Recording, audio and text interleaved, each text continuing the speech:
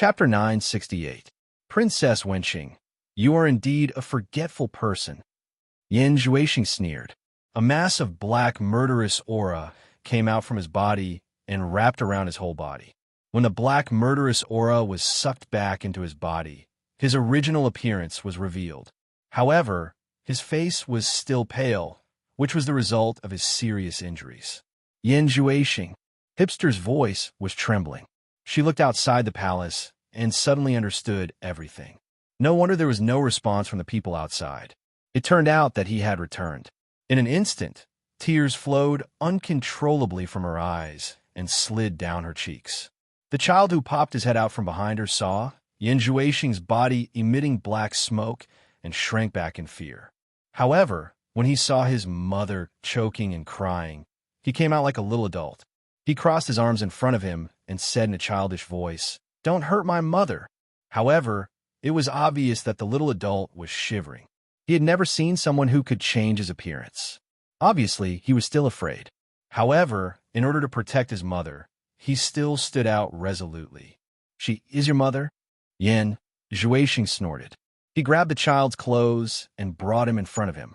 He said indifferently, "Who is your father? If you don't tell me, I will throw you to death." Someone actually touched his woman. It was easy to imagine his mood. The child immediately waved his fists and kicked his legs. He shouted in the air, "Bold slave, let me go. My father is the most powerful person in the world. If my father comes and sees you bullying my mother and me, he will not forgive you." Yan Zhuixing was slightly stunned.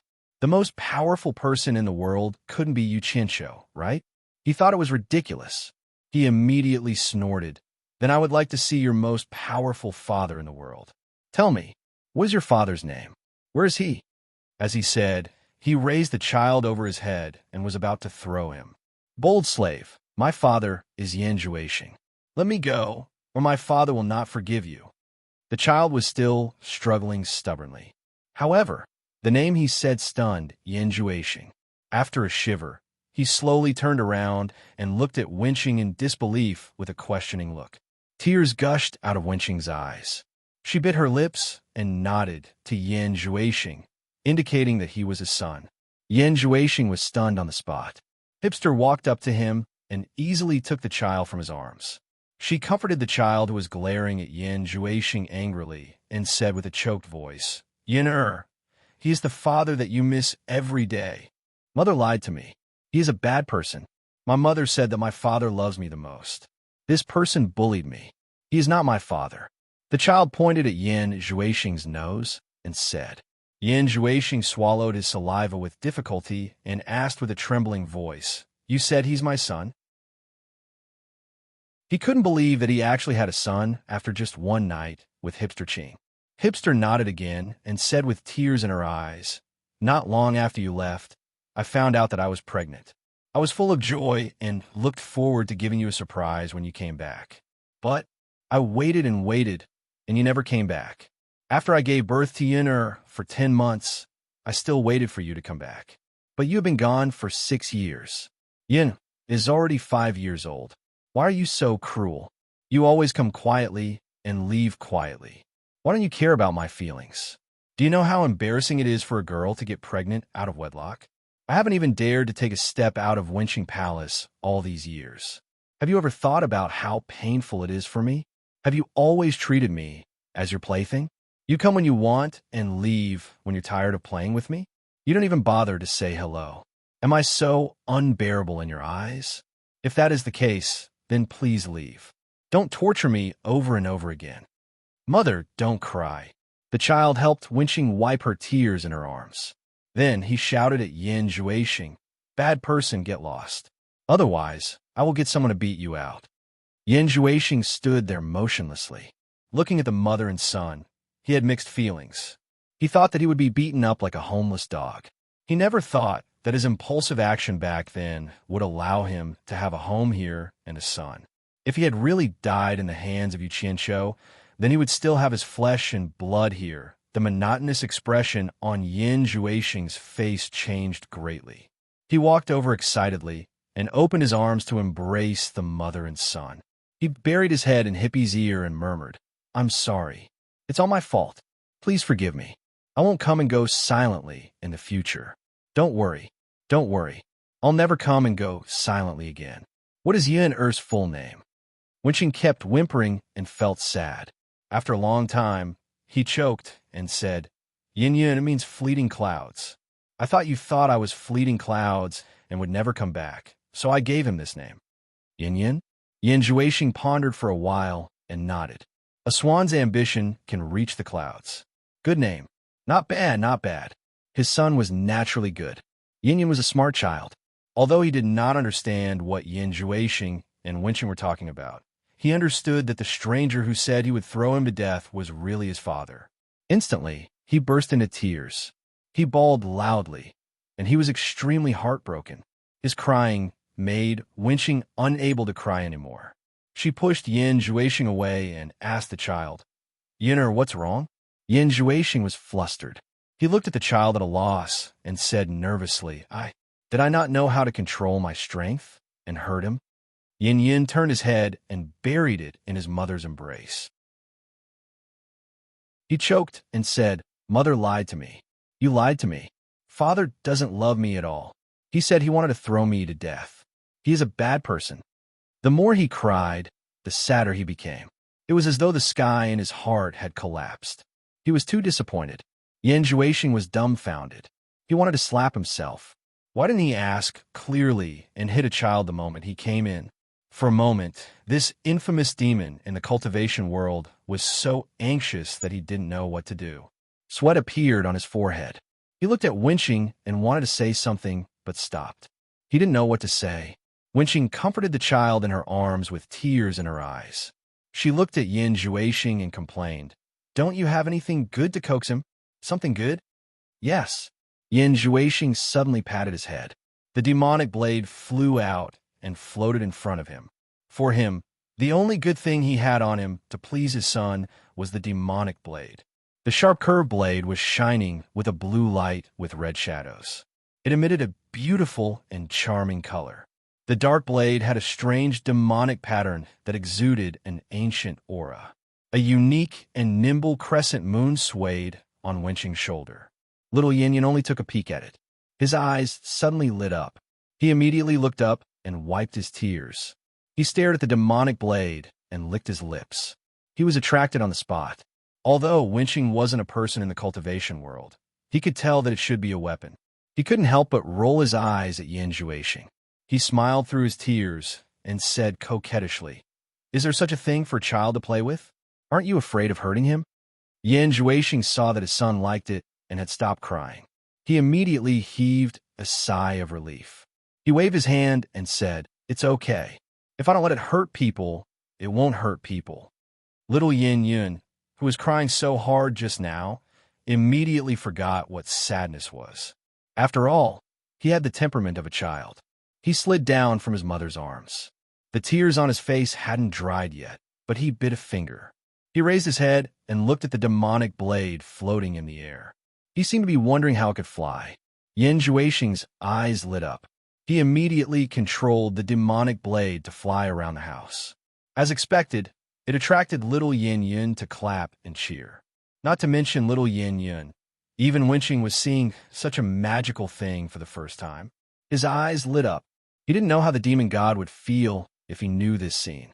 The weapon he had personally refined had become a toy for a child to play with.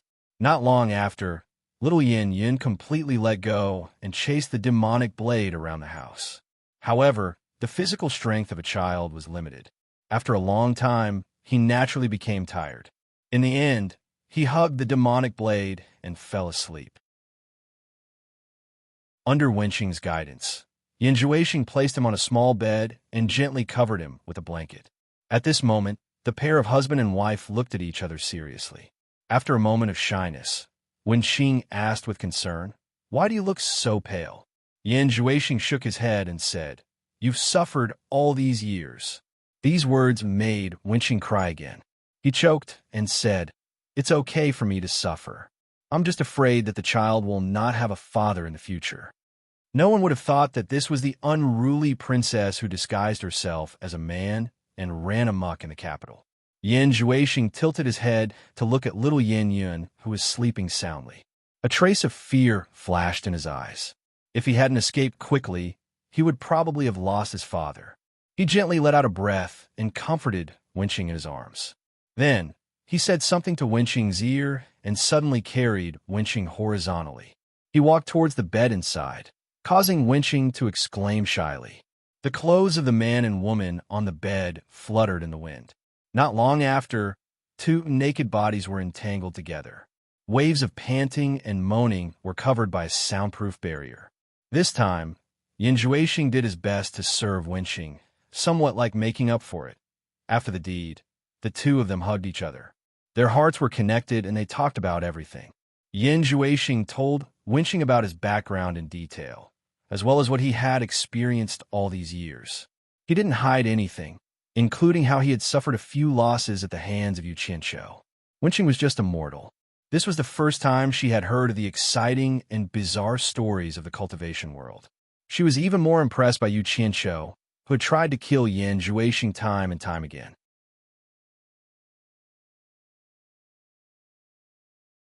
Chapter 969. Princess Wenqing, you are indeed a forgetful person. Yin Juexing sneered. A mass of black, murderous aura came out from his body and wrapped around his whole body. When the black, murderous aura was sucked back into his body, his original appearance was revealed. However, his face was still pale, which was the result of his serious injuries. Yin Juexing. Wenqing's voice was trembling. She looked outside the palace and immediately understood everything. No wonder there was no response from the people outside. He was back. In an instant, tears flowed uncontrollably from her eyes and slid down her cheeks. The child who popped his head out from behind her saw Yin Juexing's body emitting black smoke and shrank back in fear. However, when he saw his mother choking and crying, he came out like a little adult. He crossed his arms in front of him and said in a childish voice, "Don't hurt my mother." However, it was obvious that the little adult was shivering. He had never seen someone who could change his appearance. Obviously, he was still afraid. However, in order to protect his mother, he still stood out resolutely. "She is your mother?" Yin Juexing snorted. He grabbed the child's clothes and brought him in front of him. He said indifferently, "Who is your father? If you don't tell me, I will throw you to death." Someone actually touched his woman. It was easy to imagine his mood. The child immediately waved his fists and kicked his legs. He shouted in the air, "Bold slave, let me go. My father is the most powerful person in the world. If my father comes and sees you bullying my mother and me, he will not forgive you."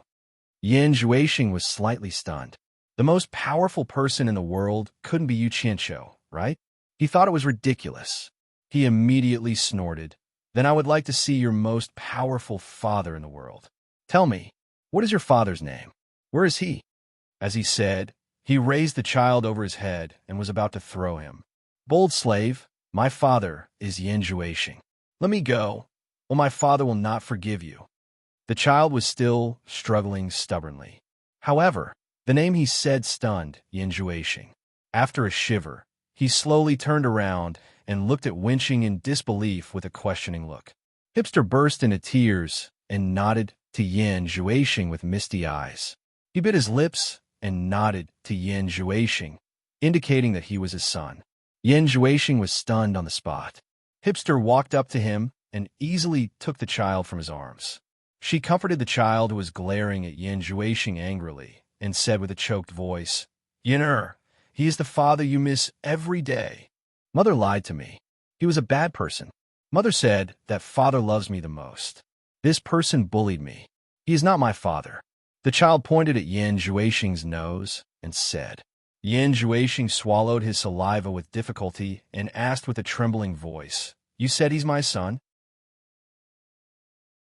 He couldn't believe that he actually had a son after just one night with the hipster. Hipster nodded again and said with tears in her eyes, "Not long after you left, I found out that I was pregnant. I was full of joy and looked forward to giving you a surprise when you came back. But I waited and waited, and you never came back. After I gave birth to Yin, for 10 months, I still looked forward to your return every day. But you have been gone for 6 years. Yin is already 5 years old. Why are you so cruel? You always come quietly and leave quietly. Why don't you care about my feelings? Do you know how embarrassing it is for a girl like me to get pregnant out of wedlock? I almost didn't dare to take a step out of Winching Palace all these years. Have you ever thought about how painful it was for me?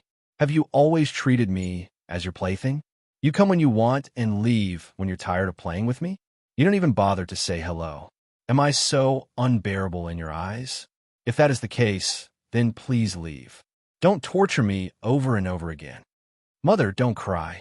The child helped Hipster wipe her tears in her arms. Then he shouted at Yin Juexing, "Bad person, get lost, or I will get someone to beat you out." Yin Juexing stood there motionlessly, looking at the mother and son. He had mixed feelings for a moment. He thought that he would be beaten up like a homeless dog. He never thought that his impulsive action back then would give him a home here and a son. If he had really died in the hands of Yu Qianqiu, then he would still have his flesh and blood here. The monotonous expression on Yin Juexing's face changed greatly. He walked over excitedly and opened his arms to embrace the mother and son. He buried his head in Hippie's ear and murmured, "I'm sorry. It's all my fault. Please forgive me. I won't come and go silently in the future. Don't worry. Don't worry. I'll never come and go silently again." "What is Yun'er's full name?" Hippopotamus whimpered incessantly.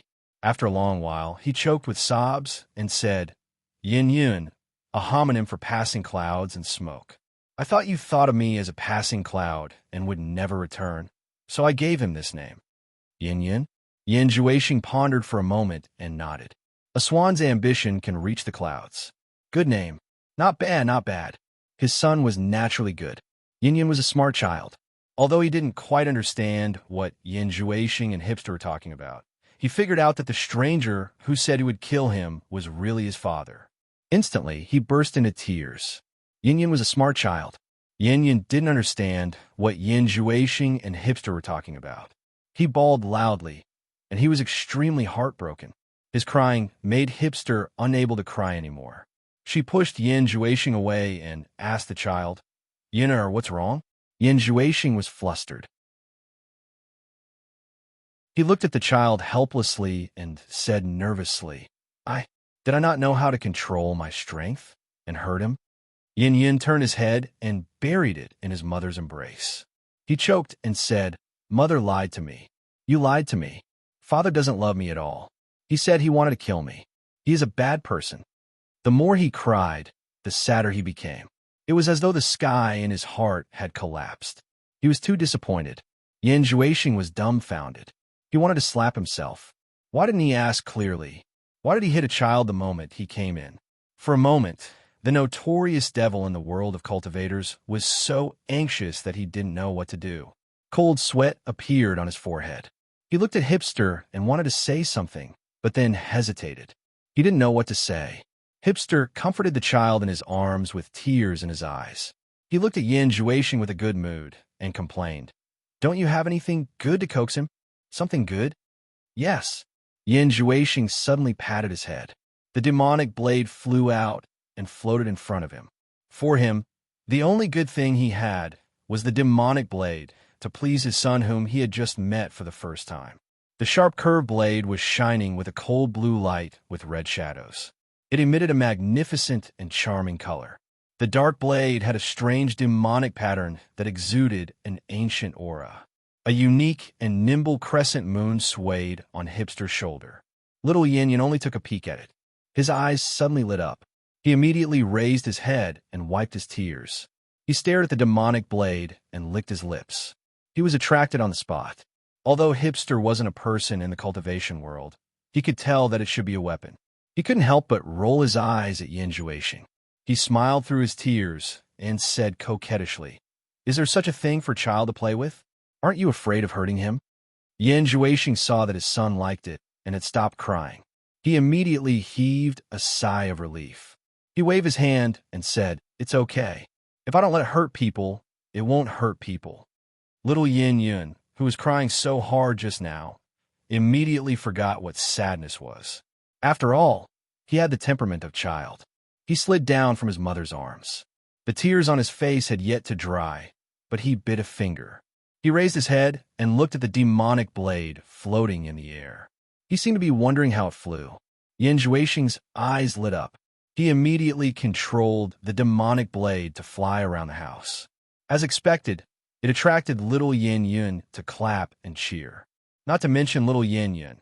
Even Hipster was seeing such a magical thing for the first time. His eyes were full of splendor. He didn't know how the demon god would feel if he knew this scene. The divine weapon he had personally refined had become a toy for a child to play with.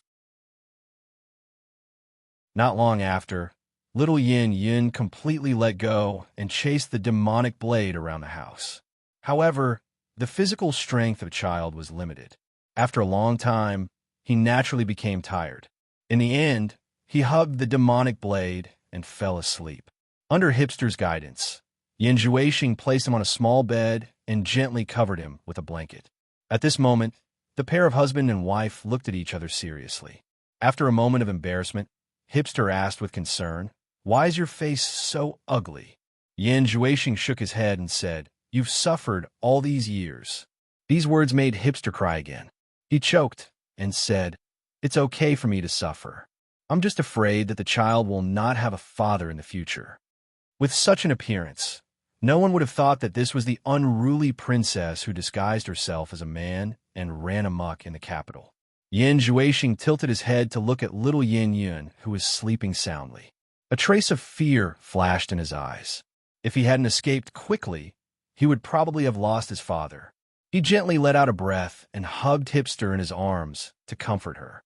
Then, he whispered something in Hipster's ear. Suddenly, he carried Hipster in his arms and walked towards the brocade couch, causing Hipster to exclaim shyly. The clothes of the man and woman on the bed fluttered in the wind. Not long after, two naked bodies were entangled together. Waves of panting and moaning were enveloped by the soundproof barrier. This time, Yin Juexing did his best to serve Hipster, somewhat like making up for it. After making love, the two of them hugged each other and talked about everything. Yin Juexing told Hipster in detail about his background and what he had experienced all these years. He didn't hide anything, including how he suffered a few losses at the hands of Yu Qianqiu. Hipster was just a mortal. It was the first time she had heard of the exciting and bizarre stories of the cultivation world. She was even more impressed by Yu Qianqiu, who had repeatedly tried to kill Yin Juexing.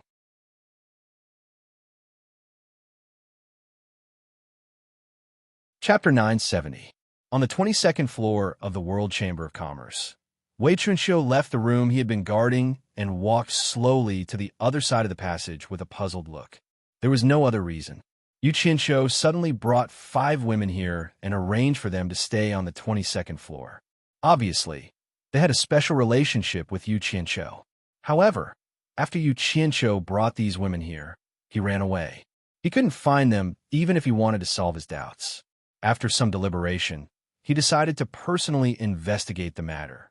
He had to figure out what was going on. Since his adopted daughter, Bai Sujin, was Yu Qianqiu's woman, then what was going on with these 5 women?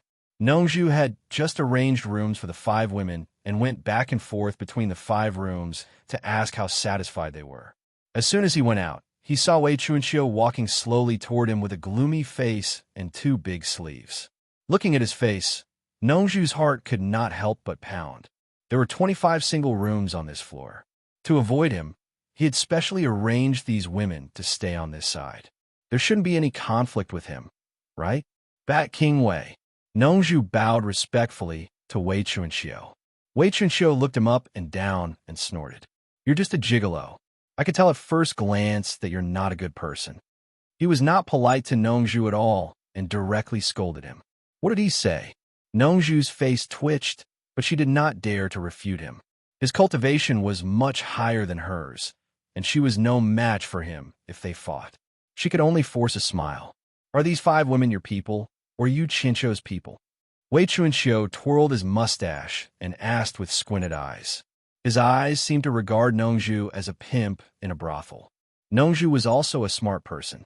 Seeing Wei Chunqiu's attitude, he naturally would not take trouble for himself. He immediately pushed the blame away and said, "They're all sect leader Yu's people." As soon as he said this, Wei Chuanqiu's face suddenly darkened. He stared coldly at Nongzhu and said in a low voice, "Call them out. I have something to ask them." Nongzhu felt that something was wrong and said awkwardly, "Bat King, why don't you wait for Sect Leader Yu to come back and ask him yourself?" Wei Chuanqiu snorted with a threatening tone and stared at Nongzhu with a fierce look. Nongzhu felt her scalp go numb and obediently knocked on the door one after another. Not long after, 5 different women came out obediently. They lined up in a row and stood in front of Wei Chuanqiu, trembling with fear. When Nongzhu called them out, she had already secretly transmitted a message to the 5 of them. This green-winged Bat King was an early-stage immortal emperor expert and had a bad temper. She told everyone to be careful. Wei Chuanqiu's cold gaze swept across the faces of the 5 women. Noticing that all of them were rather good-looking, she snorted coldly and said, "Tell me honestly, what is the relationship between you and Yu Qianqiu?" She then pointed to the first woman standing on the right and said, "We'll start from you. You speak first." At first, Furong was a little flustered because of Nongzhu's warning. However, she thought that since Yu Qianqiu could bring her here, he would definitely not harm her. Because of her almost blind trust in Yu Qianqiu, Furong became the calmest among the 5 women. She indifferently bowed to Wei Chuanqiu and said, "Furong greets Senior Wei. Yu Qianqiu is my man." Hearing this, Wei Chuanqiu's mustache trembled. He stared at the calm Furong for a long time before slowly moving his eyes to the next woman, Wu Lixue. Wu Lixue was a little afraid at first, but after hearing Furong's words, she threw all her fears to the back of her mind. She bit her lips and stared at Furong without moving her eyes. Sure enough, her guess was confirmed. Yu Qianqiu did not only have one woman. "Little girl, how dare you not answer this old man's question?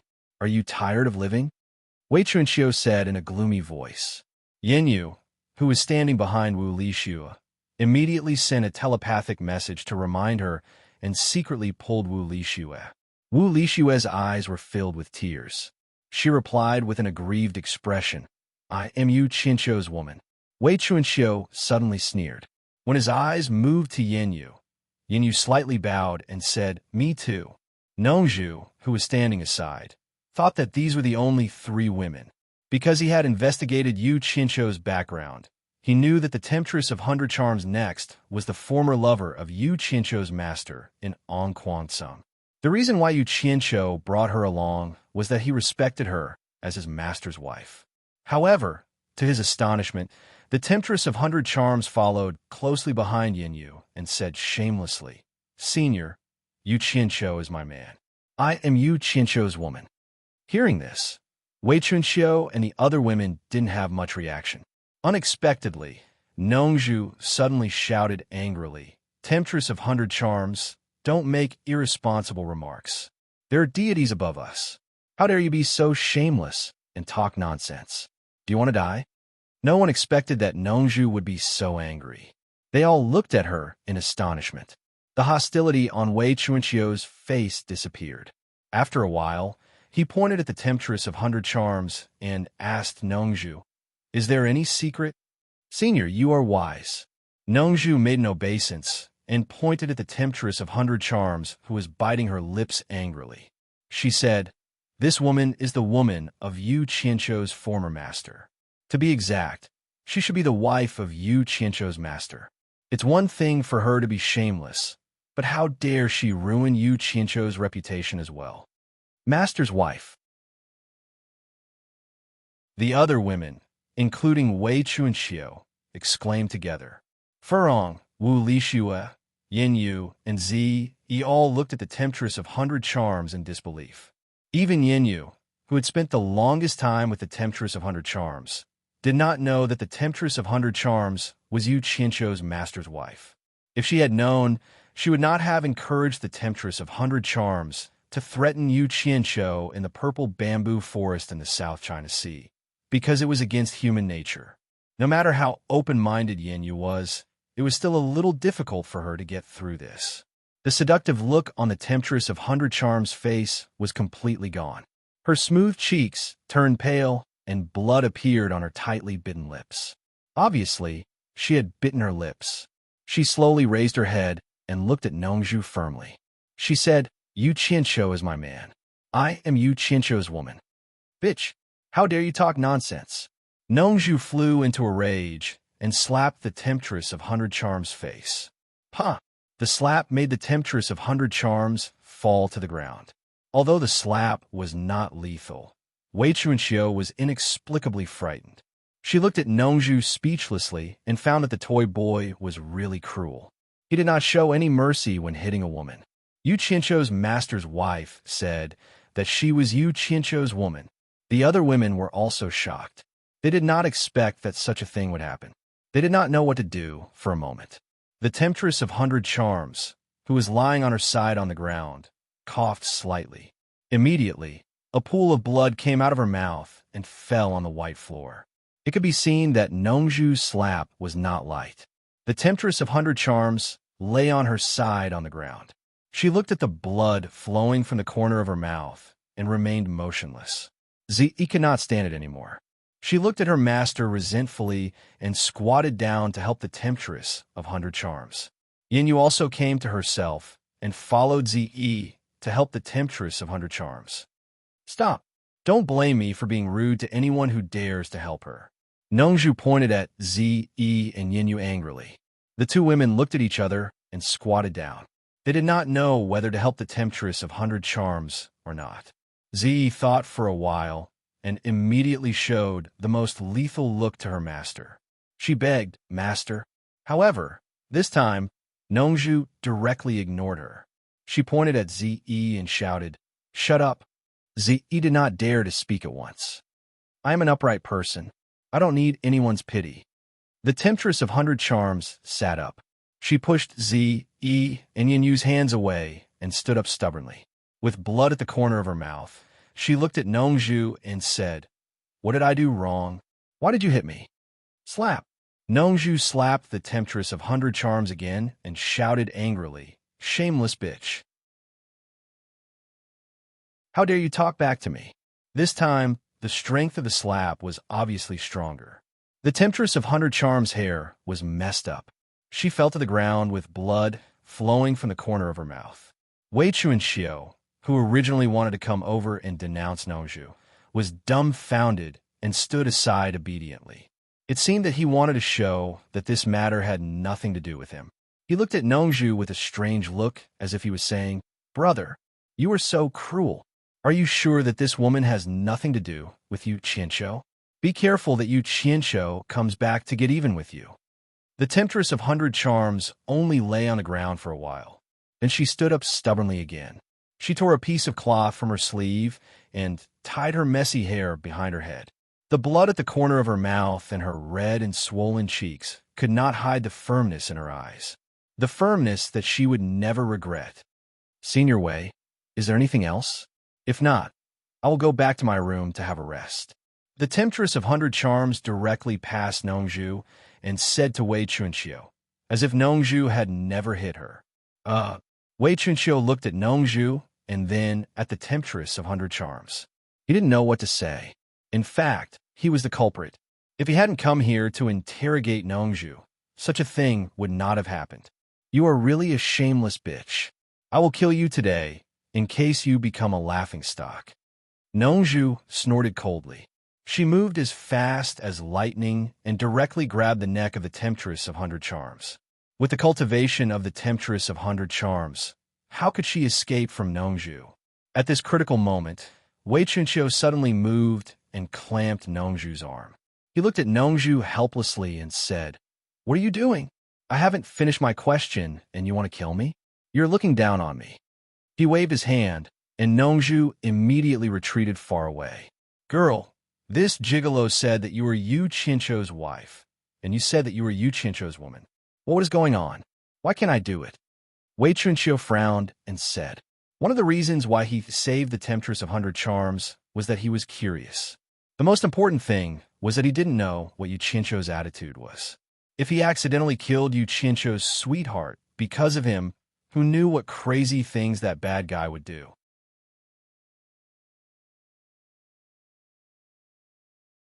Chapter 971. Wei Chuanxiu had interacted with Yu Qianqiu for a long time. After interacting with him for such a long time, he could tell that Yu Qianqiu was vicious and merciless. He could also do shameless flattery. However, no matter how much he changed, he could not change the insanity in his bones. It was like a kind of madness against the oppression of fate. Whoever touched his things would be oppressed and attacked by him. He had to resist fiercely. Wei Chuanxiu did not dare to go too far when his inner elixir was in Yu Qianqiu's hand. That was why he saved the enchantress from Nongzhu. There was a man who gave me up. We had no relationship. Later, that man took a disciple and died soon after. In order to avenge that man, I got to know his disciple. Maybe I fell in love with him after a long time. I don't deny that I fell in love with his disciple. It's that simple. The enchantress smiled faintly with blood on the corner of her mouth. No one knew whether she was laughing at Wei Chuanxiu or herself. She just looked at Nongzhu, who was pushed back by Wei Chuanxiu, and said, "I don't understand why I have to be the woman of an irresponsible man who abandoned me and died a long time ago. I'm not a woman who likes the new and gets tired of the old. I've done a lot for that man and almost destroyed my whole sect. Of course, this is the reason I found to comfort myself later. After I fell in love with Yu Qianqiu, I was also very conflicted. But why did he make me his wife? Now, I just want to be his woman." Then she looked around and said, "I know what I did was wrong, but I don't know what I did wrong. Who can tell me a reason to persuade me so that I won't continue to do wrong?" Furong and the other girls looked at each other. Anyway, in their understanding, it must be wrong. There was no need for any reason. Anyway, it was wrong. This kind of thing should not happen. However, these girls sympathized with her now, so no one could say anything. Well, Wei Chuanxiu scratched his head and looked at Nongzhu. He immediately waved to him and said, "Toy boy, come here and tell her what she did wrong." Nongzhu walked over slowly and snorted, "Bitch, the reason is very simple. I've already said that what you're doing is against common sense." "Yes." Wei Chuanxiu nodded and said, "Doing so is against common sense. Little girl, let go. Don't be stubborn anymore. If you continue like this, the world will not tolerate you. In the end, you'll only be the one getting hurt, and you might even drag Yu Qianqiu down with you. Besides, Yu Qianqiu wasn't a good person. Why did he have to like him? And you guys..." Wei Chuanxiu then pointed at the rest of the girls and glared at them. "I say, you can like anyone, but why do you all want to board Yu Qianqiu's pirate ship? Is that broken ship that attractive to you? I think all of you should disperse. Disperse, disperse. Everyone go home." He had a good idea. He was going to disband all the women of Yu Qianqiu and let his adopted daughter, Bai Sujin, be the only one. Otherwise, he would not feel good if Bai Sujin shared a man with other women. However, Zi curled her lips and said, "I won't go. I'm not his woman. I'm just his friend." She thought, "I want to board the pirate ship, but the pirate ship is so sneaky that it doesn't give me a chance to do so." Of course, she could only think about it in her heart. She couldn't say it out loud, or she would die of shame. She didn't have the courage of the enchantress. To be honest, she quite admired the enchantress. Nongzhu glanced at Zi and twitched his mouth. No one knew his daughter better than him. He probably guessed what his daughter was thinking. Against common sense? The enchantress suddenly giggled and asked, "Mr. Nongzhu, how am I against common sense? Is it because I dated his master?" "Yes." Nongzhu suddenly turned around and shouted, "Bitch, the world is so big. I don't care who you find, but not Yu Qianqiu." "Mr. Nongzhu, you can't convince me with this reason." The enchantress shook her head stubbornly.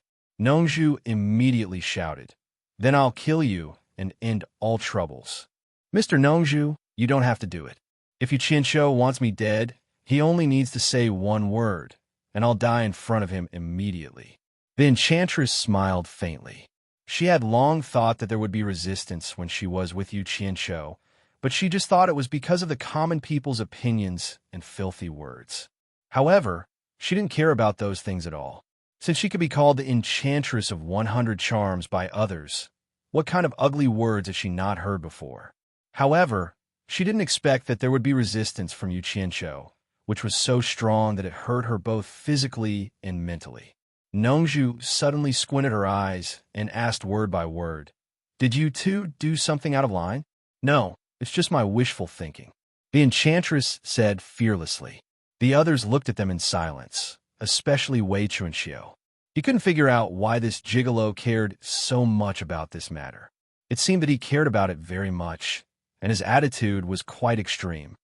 "Enchantress, since you and I are from the same place, I'll give you a choice." Nongju waved her hand and pointed outside. "You can either leave the World Chamber of Commerce and go wherever you want, or you can die in my hands. It's up to you. My patience is limited. You better make a decision quickly. I won't go anywhere. I'll wait here for you, Qianshou, to come back. I'll only listen to him, and I won't listen to anyone else." The enchantress slowly turned around and walked straight to her room, as if she didn't care about Nongju's threat at all. "Bitch, I think you're tired of living." Nongju shouted angrily and dashed forward. However, a green shadow flashed by and was caught by Wei Chunxiu. Wei Chunxiu grabbed her with one hand and scratched his head with the other. "Let's wait for you, Qianshou, to come back. What do you want to say when I come back?" The door in front of them opened, and Yu Qianshou walked out. He was stunned when he saw them in the corridor. Then, he strode over and asked suspiciously, "What are you doing?" Nongju pointed at the enchantress and shouted angrily, "Ask her."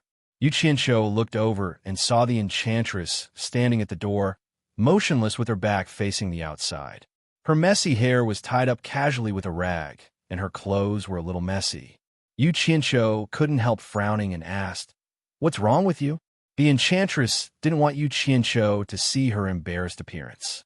However, after hesitating for a while, she knew that she couldn't avoid what she had to face. So, she slowly turned around and said as if nothing had happened, "Nothing." However, the two palm marks on her face and the blood at the corner of her mouth made Yu Qianshou squint and ask coldly, "Who did this?" The enchantress shook her head to show that she was fine and hoped to make peace. However, Nongju flashed over, pointed at her, and scolded, "This bitch is shameless. How dare she say that she is your woman? I think it's better to drive her out as soon as possible so that she won't be hated by everyone." Hearing this, the enchantress immediately looked at Yu Qianshou. The others also looked at Yu Qianshou and wanted to know his reaction. Yu Qianshou looked at Nongju expressionlessly and asked, "Did you hit her? I taught her a lesson for you. If Bat King Wei didn't stop me, I would have killed her." Nongju was still angry and said. Yu Qianshou's expression changed unpredictably. Huiming was dark and gloomy for a while before he sighed and said, "We are all on the same side.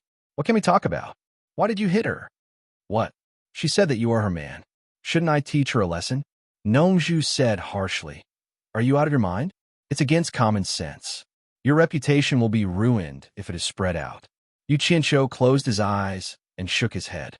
He sighed slowly and said, "Anyway, you shouldn't have hit her." The enchantress, who had always been seductive and confident, quietly turned her head to one side after hearing this. In fact, there were tears in her eyes. She really didn't ask for much. "For what you said, is there really something going on between you two?" Nongju said aggressively, "Is it really as she said, that you are her man and she is your woman? Have you already done something out of line?" "Nothing happened between us." Yu Qianshou stared at Nongju fiercely and said, "But I won't allow anyone to hurt her, especially her. You'd better control your emotions. It's none of your business and it won't affect you. I don't want to see you do anything to her. Otherwise, don't blame me for being rude." He clenched his fists tightly in his sleeves. Obviously, he was trying hard to control himself. "Humph. Looks like I was the one who meddled in other people's business." Nongju was so angry that she laughed and said, "I only ask you one question. Tell me honestly, is she your woman?" Everyone's gaze was focused on Yu Qianshou, waiting to see what he would say. Yu Qianshou's Adam's apple moved, and his mouth was dry. He turned his head to look at the enchantress, who was also looking at him, and said word by word, "She is not my woman." Then he suddenly looked at Nongju and said, "Are you satisfied now? Some things were just too powerful." Even if Yu Qianshou was extremely daring, he still didn't dare to rashly cross them. The enchantress's body stiffened. She bit her lips hard, and fresh blood came out from the corner of her mouth. Ever since she made up her mind in the bamboo house, she knew what kind of price she would have to pay. Perhaps it would be a heavy price that she could not bear. Even though she was mentally prepared, she still felt a heart-wrenching pain in her chest when she heard Yu Qianzhou's words. Nongzhu glanced at them and sneered. Yu Qianzhou, you should have a bottom line. Some things should never be crossed. Otherwise, you will be infamous for thousands of years. That's all I have to say. I hope you remember what you said just now. After saying that, she walked straight to the corridor and disappeared at the top of the stairs, leaving a cold snort. Wei Chunqiu coughed twice and said nothing. As the culprit, he also quietly floated back to where he was supposed to be. Yu Qianzhou only felt that his chest was as heavy as lead, and it was hard for him to breathe. He looked at the enchantress and asked, "Are you all right?" The enchantress forced a smile and shook her head. Her strong confidence in facing men was nowhere to be seen. Biting her lips, she opened the door of the room and quickly closed the door after entering. Yu Qianzhou heaved a heavy sigh and said to Yin Yu, "Go and accompany her." Yin Yu nodded and quickly entered the room of the enchantress.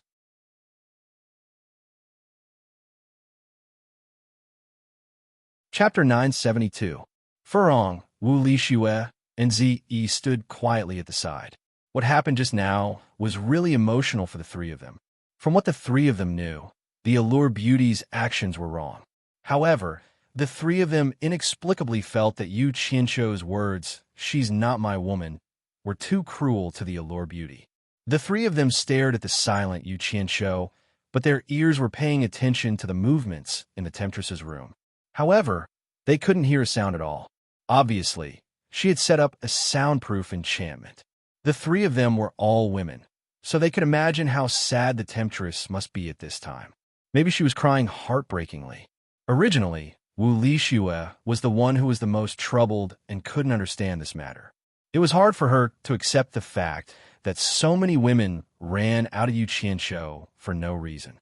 However, after witnessing all this, she realized that she was lucky. Moreover, in this world, it was very common for men to have 3 or 4 wives. She even sympathized with the temptress. She couldn't imagine what she would be like if one day Yu Qianzhou said that she wasn't his woman. She was afraid that she would collapse. The other women's thoughts were similar to her. Furong gently walked to Yu Qianzhou's side, held his arm, and said softly, "Go in and see her." However, Yu Qianzhou didn't answer the question and smiled bitterly.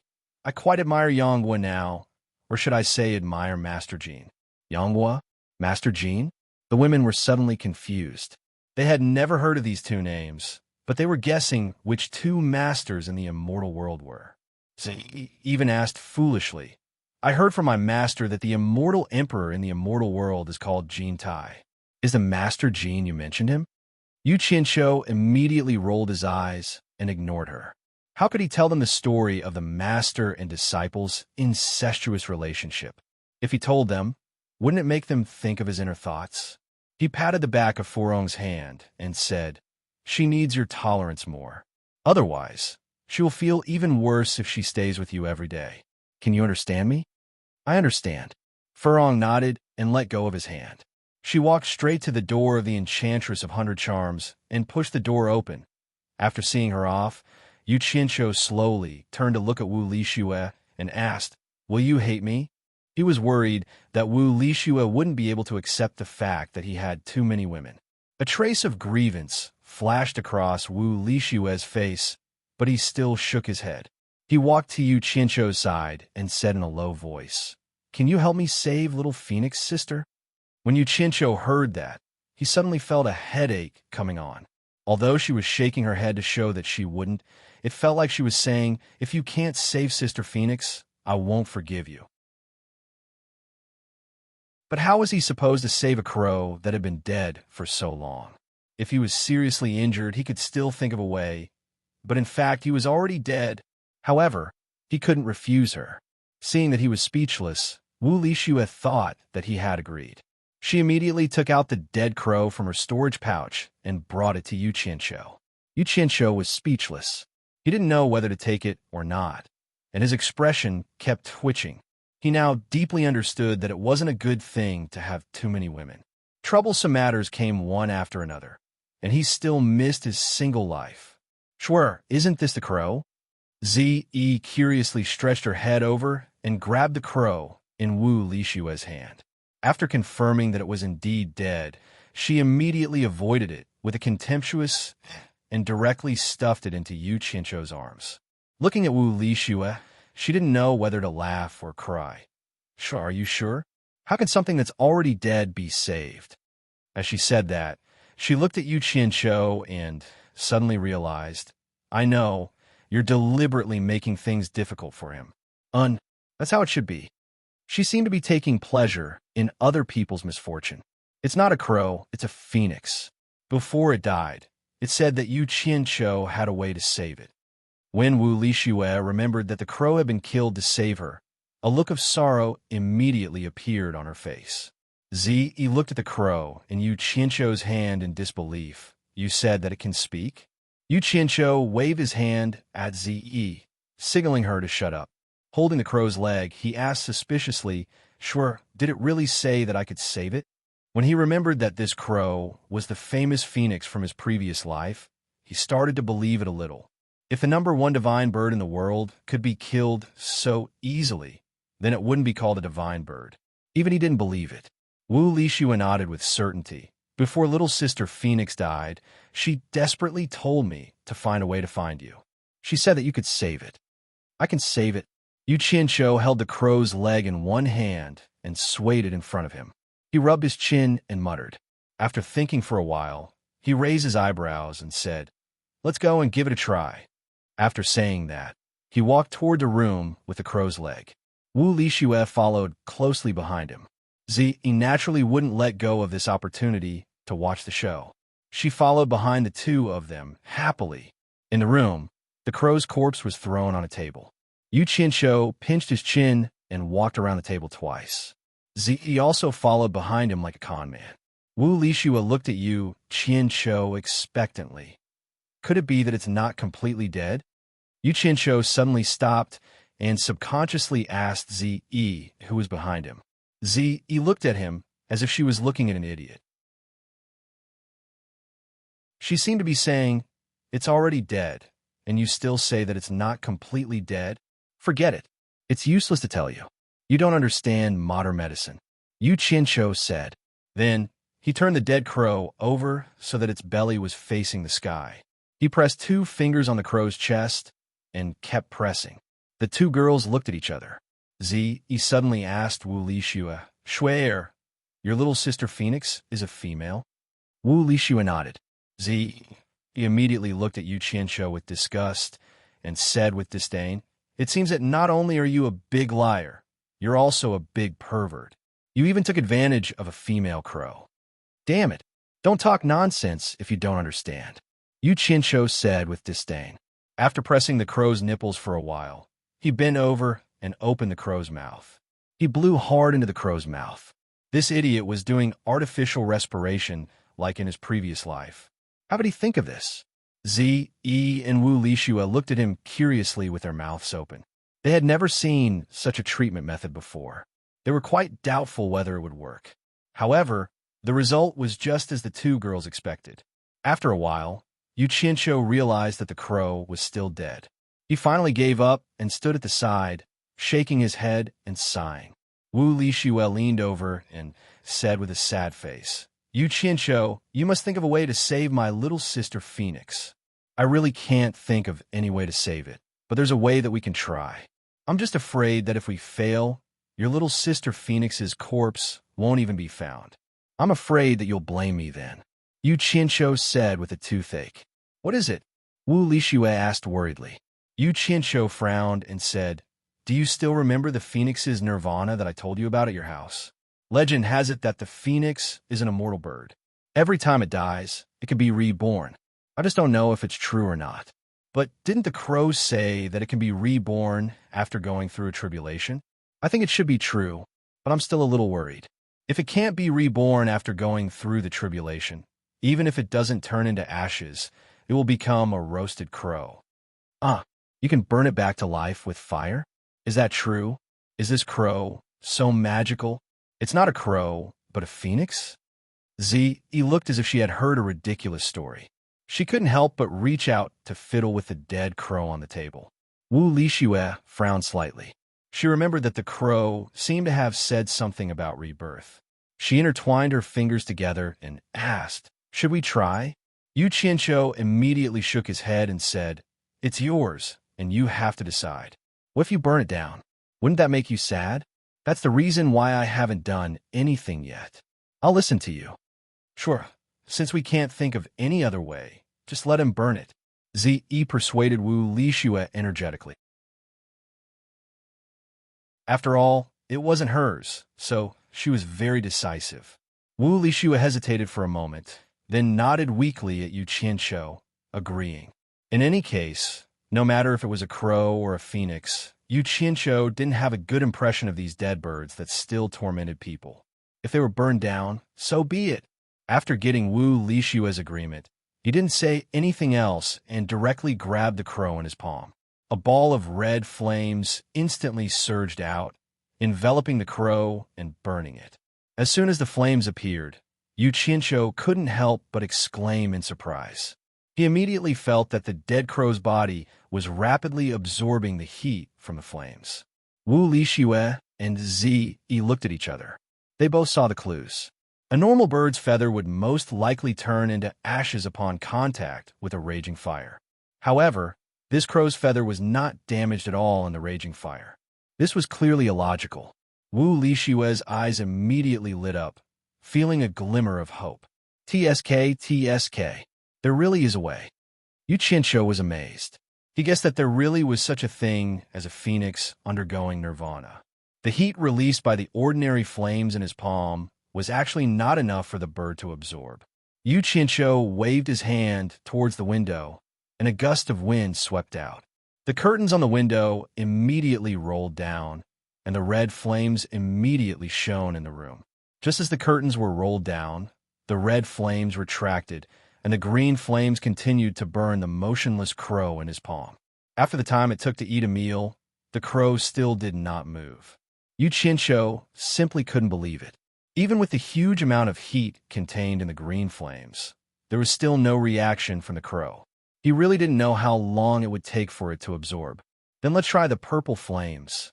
Yu Qianqiu's eyebrows twitched, and the green flames retracted, while the purple flames rose up and enveloped the crow. The beautiful scene of the three colored flames immediately caused Zi and Wu Lixue's hearts to flutter. And after the purple flames appeared, in just a few breaths' time, Yu Qianqiu immediately felt that the crow in his palm seemed to have a reaction.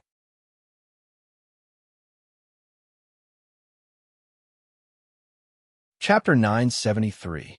In just a short while, the majestic and powerful energy of the purple flames seemed to have saturated the crow's body, and the speed at which the crow was absorbing the energy was gradually slowing down. Yu Qianqiu couldn't help but sigh in his heart. The power of the purple flames was indeed far greater than the blue flames, and if he used the blue flames to supply the crow to absorb, he was afraid that it would not be satisfied in a short period of time. Because of this, Yu Qianqiu began to ponder.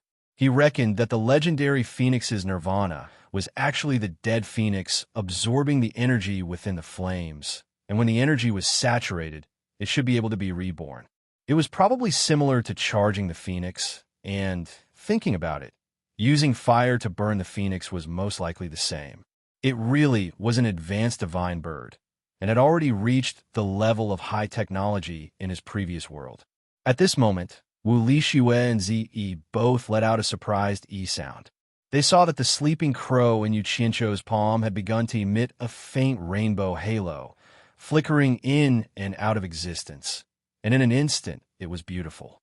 Following that, a refreshing fragrance wafted over, and the flickering rainbow halo no longer flickered, but gradually condensed into a lingering rainbow cloud that circled around the sleeping crow in Yu Qianqiu's palm. The rainbow cloud's orbit was like a moving nebula in the universe, and it was mesmerizing, causing the three of them to feel relaxed and happy. As for the sleeping crow in the purple flames, it was as if it was sleeping sweetly in an ancient nebula. Its originally stiff legs were now gently retracting under its abdomen, and its stiff head had also returned to its shoulder feathers. Unknowingly, it had gone from lying on its side to nesting in Yu Qianqiu's palm, like a tired bird returning to its nest, sleeping under the starry sky, its demeanor unusually peaceful. Just as the fragrance was getting stronger and stronger, the heartwarming fragrance was suddenly sucked away from their nostrils. The three of them subconsciously stretched out their heads to chase after it and took a deep breath. However, the fragrance was so resolute that it did not leave even the slightest trace behind. The air in front of them instantly became light and tasteless, completely returning to normal. The seven-colored cloud that had gradually spread out to cover half of the space in a room was also gradually shrinking. In the end, it was the size of a dinosaur egg, forming a seven-colored eggshell. The gorgeous flowing light was so beautiful that people didn't dare to breathe. After the rainbow-colored eggshell was formed, it completely blocked the vision of the three of them, and they could no longer see the sleeping crow inside. At the same time, the rainbow-colored eggshell also completely blocked the absorption of the purple flames. Yu Qianqiu let out a sigh of relief, feeling that his mission should be completed, and he quickly retracted the purple flames back into his body. In an instant, the purple light in the room disappeared, and Yu Qianqiu held the rainbow-colored eggshell with one hand, illuminating the entire room in a strange and dazzling light, as if they were in a dream. Wu Lixue and Zi were even more dumbfounded, their mouths wide open as they looked left and right. So beautiful, so beautiful. Just as the three of them were immersed in this dream, the light in the room suddenly changed, and they could only see the rainbow-colored light on the eggshell moving quickly, suddenly colliding with each other and exploding with a dazzling light, so bright that the three of them closed their eyes, not daring to look straight at it. But in the instant that the three of them closed their eyes, the dazzling light suddenly retracted, and the three of them immediately felt the room turn dark. Kung kung! A loud cry reverberated in the room, causing the three of them to open their eyes at the same time, only to see a strange-looking bird standing on Yu Qianqiu's palm. To be exact, it should be a chicken with a chicken head, a chicken tail, and a chicken body. The only difference was that there were three rainbow-colored feathers on its head, and the color of its body was yellow and gray. Calling a chicken didn't seem like it. Pheasant! Yu Qianqiu cried out involuntarily, and then he was dumbfounded. He couldn't help but wonder if it was because he often roasted pheasants, and in the end, turned the crow into the appearance of a pheasant. That would be a sin, but he didn't seem to have thought about roasting a pheasant just now, right? Pheasant! After being reminded by Yu Qianqiu, Wu Lixue and Zi also cried out involuntarily. If this wasn't a pheasant, then what was it? Both of them had seen pheasants before, especially Zi. In order to practice the fowl show, she asked Nongzhu to catch many pheasants for her to observe. Although most of them were eaten by Nongzhu in the end, it didn't stop her from recognizing pheasants. Just as the pheasant let out a loud kong-kong sound, Wei Chuanqiu, who was sitting cross-legged, suddenly trembled. He suddenly opened his eyes and looked at the other side of the corridor. Yun Peng, who was standing on a rooftop, also trembled and quickly disappeared. In the blink of an eye, he appeared beside Wei Chuanqiu and said with a serious expression, "Did you hear what just now?" Wei Chuanqiu slowly stood up and looked at Yun Peng. Yun Peng had heard it from outside, so he naturally heard it even more clearly from here. This sound wasn't loud, but when it entered their ears, it actually made their bodies weak and made them want to worship it. This was the first time they had such a feeling, and it was really too strange. It seems to be the cry of something. Wei Chuanqiu looked at Yun Peng in bewilderment. She asked herself in her heart, what kind of cry could make her heart tremble? What kind of cry? Yun Peng's white, sword-like eyebrows knitted together, and he slowly muttered to himself, what kind of thing can make the cry of gold and jade?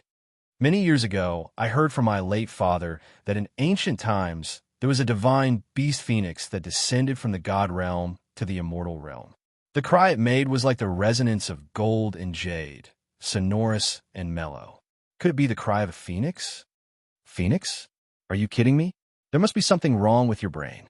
The divine beast phoenix is a supreme imperial family with the noblest bloodline among us birds. It doesn't drink unless it's morning dew. It doesn't eat unless it's tender bamboo. And it doesn't rest unless it's 1,000-year-old Chinese parasol tree. Wei Chunxiu looked like she had heard the funniest joke. She pointed around and said, "You can't be saying that a phoenix would run to the World Chamber of Commerce founded by Yu Qianshou, right? Then isn't this phoenix a bit too blind? It really doesn't live up to its title of phoenix." "I'm just saying." Yin Peng changed his mind and said, "But this cry is indeed a bit strange. It's a phoenix. I'll chop off its head and give it to you." Wei Chunxiu snorted and looked to the other side, saying, "It must be Yu Qianshou doing something again. Let's go take a look." The two of them then dashed over in a flash. Inside the room, the pheasant standing on Yu Qianshou's palm suddenly opened its eyes. A seven-colored glow flashed in its sharp eyes, and it was even more spirited than a big rooster. Yu Qianshou said in astonishment, "Crow, is that you?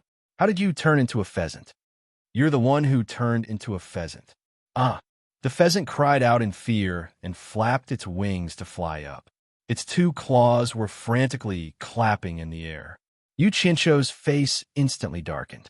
This wasn't the first time he saw this pheasant acting like it had stepped on dog poop. He had been humiliated like this in the Wu clan, but it was just a crow at that time.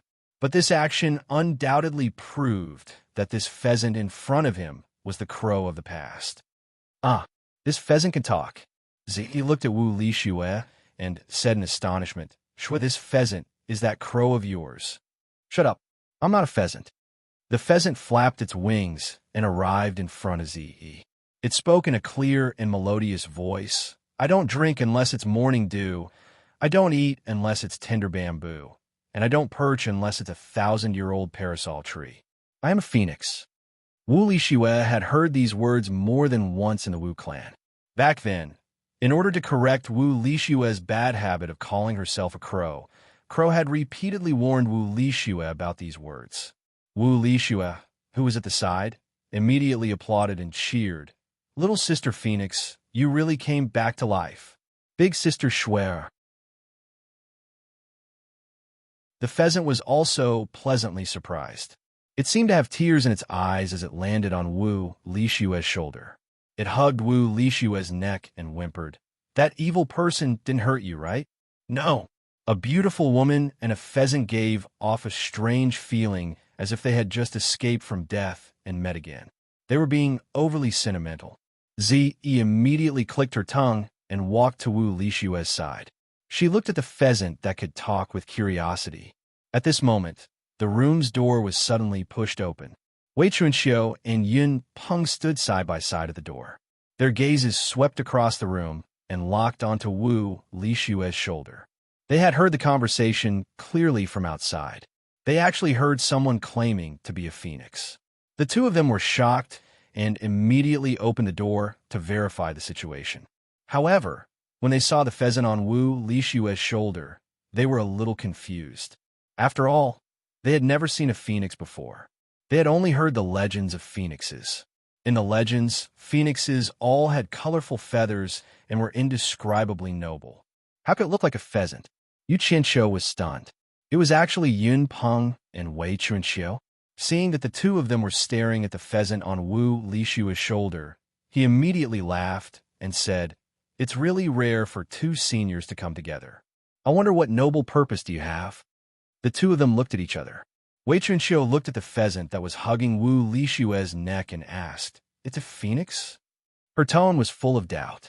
Yu Qianshou was startled. Countless thoughts flashed through his mind.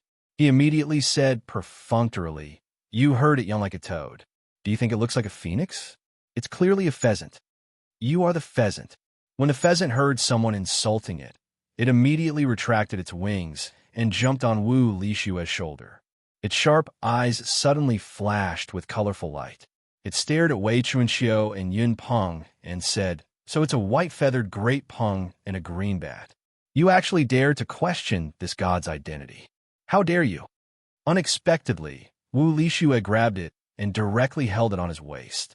He scolded, "Don't be rude to seniors." Then he nervously bowed to Wei Chunxiu and Yun Peng and said, "Two seniors, please don't be offended. Is still young and ignorant. Shuer, let me go. This god's bloodline is noble. I am a supreme royal among the birds. How can I bow to them?" The pheasant whimpered and struggled. However, it was tightly held by Wu Lishue. It couldn't use brute force to break free for fear of hurting Wu Lishue. However, it really felt that bowing to Wei Chunxiu and Yun Peng would make the phoenix lose face. It almost cried.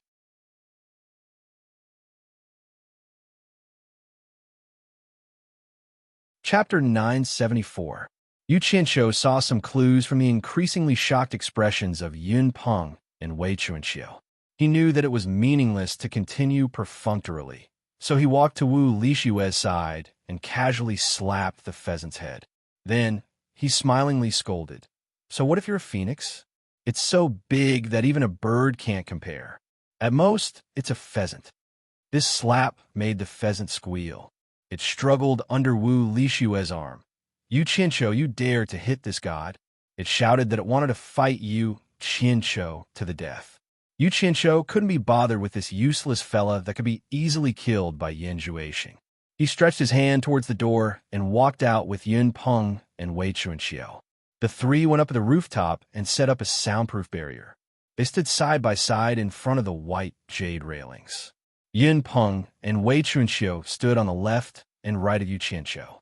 Yu Qianqiu glanced around and looked into the distance. He wasn't in a hurry to speak. If they had any questions, they would ask him. The two early-stage immortal emperor experts were still shocked by the phoenix's roar. Although they didn't see the phoenix's sacred art with their own eyes, they were sure that the pheasant was a phoenix. The kong-kong sound they heard at first was the most powerful evidence. Secondly, it was rumored that after a phoenix hatched from its shell, it could speak the human language. This wasn't something that other beasts could compare with. It represented the extremely superior, noble bloodline of a mythological beast. From the clear female voice it let out, it was clear that it was still a young phoenix. There was still a long way to go before it could become a truly majestic and noble phoenix. It still needed to grow. But even though it was still a young phoenix, the shock it brought to the two was indescribable. When the two came back to their senses, they felt their mouths were dry. Wei Chunxiu slowly turned around and looked at Yu Qianqiu like he was a monster. Just now, this fella had casually slapped the phoenix like he was bullying a wimpy kid. For these winged fellows, there were probably not many who dared to do so. And that girl, she actually held the phoenix under her arm like she was holding a chicken. What was wrong with this world? Could it be that the phoenix had no place in their eyes?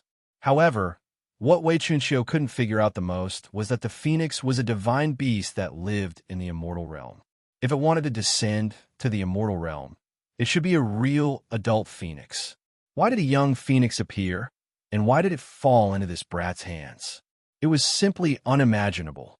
Yun Peng, who had also turned around, had the same thoughts. Yu Qianqiu, tell us honestly, where did you get this baby phoenix from? Wei Chunxiu held it in for a long time before saying this. I just happened to pick it up. Yu Qianqiu shrugged disapprovingly. You happened to pick it up? Wei Chunxiu and Yun Peng lost their voices at the same time. Yun Peng, who had always been calm, couldn't bear to listen any longer. His white sword-like eyebrows flew up as he coldly snorted. Yu Qianqiu, it seems like the two of us are nothing in your eyes. Do you think we're 3 years old? You just happened to pick up a phoenix. Then when did you happen to pick up a divine dragon for us to see? Yu Qianqiu looked at Yun Peng blankly and thought to himself, you really don't want to mess with this daddy. This daddy really did happen to meet a divine dragon, but the other party was a bit too scary, so it really wasn't easy to pick it up. If there's a chance, I'll take it out and let you have a good look. As long as you don't be afraid, it's fine. In any case, this daddy was scared shitless at that time and still doesn't dare to see it a second time. Looking at the two's expressions, he knew that if he didn't give a complete reason, he was afraid that they would be at odds with him. He shook his head, made a big circle with his hands, and said with a bitter smile, "To be exact, at the beginning, I only picked up an egg. It was a very strange egg that could even glow, and it was about this big. Before, I didn't know that there was a phoenix inside. Even if it hatched, I didn't know that it was a phoenix. After all, I've never seen a phoenix before. It was that pheasant's mouth that was very cheap, and it kept chirping that it was some divine bird phoenix. That's what happened. There's nothing I can do if you don't believe me. In short, I really did pick it up." His words were half true and half false. It was impossible for him to reveal the things that happened in the human world, but his attitude could be considered sincere, and it didn't seem like he was faking it. Wei Chunxiu and Yun Peng looked at each other. The latter sized up Yu Qianqiu with a slightly judgmental gaze and said, "Even if it's a phoenix egg, I'm afraid that it can't be hatched just because you say so. Could it be that you know how to hatch a phoenix egg?" His tone was full of doubt, and this was the biggest point, that Yu Qianqiu's words gave the two the biggest doubt. "You guys think too highly of me." Yu Qianqiu laughed and embarrassedly rubbed his hands. "At that time, I really thought that the egg looked too strange. In fact, I didn't think it was an egg at first, but when I saw that it was actually glowing, I wanted to open it to see if there was any treasure inside. But you guys don't know, that egg was really too hard. I tried everything I could, but I couldn't open it. In the end, I really had no other choice, so I thought of a method that wasn't really a method and threw it into the fire. I just wanted to give it a try." Speaking of which, it was really a coincidence. No matter how much strength I used, I couldn't open it. In the end, when I burned it with fire, it really did burn, and that fellow jumped out from inside, claiming to be a divine bird phoenix. That's right, I still have that eggshell. Without hesitation, Yu Qianqiu immediately took out 2 pieces of the phoenix eggshell that he had collected and handed them to the two. In order to win their trust, it could be said that he didn't hold anything back. This was also an action that couldn't be helped. After all, at the moment, these 2 fellows were the only gold medal fighters that he could bring out. The slightly protruding surface of the eggshell was pitch black, and the slightly concave inside carried a brilliant silver splendor. It was very beautiful. The 2 held the item in their hands and examined it slightly. Immediately, their expressions were filled with fear. The 2 of them felt an awe-inspiring majesty from the eggshell. Humans might not be able to discover anything, but to the 2 of them, they had the feeling of wanting to pry into the secrets of the royal family, only to be met with a severe warning. The majesty directly shocked the 2 of them. All the doubts in the 2's hearts immediately disappeared. They were completely sure that this was the phoenix eggshell, so what Yu Qianqiu said to them was naturally also true. To be able to reveal such a matter that shouldn't be spoken of lightly to others, the way the 2 looked at Yu Qianqiu quietly changed. "Good stuff." Wei Chunxiu looked at the eggshell in her hand in amazement. Then she looked at Yun Peng and said, "Yun Peng, if I'm not wrong, this thing should be of great benefit to you." Yun Peng silently nodded, but still returned it to Yu Qianqiu's hand. "Yun Peng, if I'm not wrong, this thing should be of great benefit to you." This was the first time Yu Qianqiu saw Yun Peng reveal a gaze filled with reluctance and desire towards something.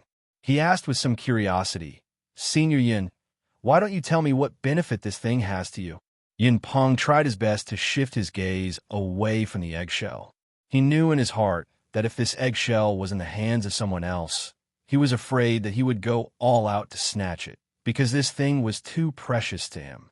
However, he was still the man of Wei Chunqiu's adopted daughter, so he couldn't bring himself to do such a thing.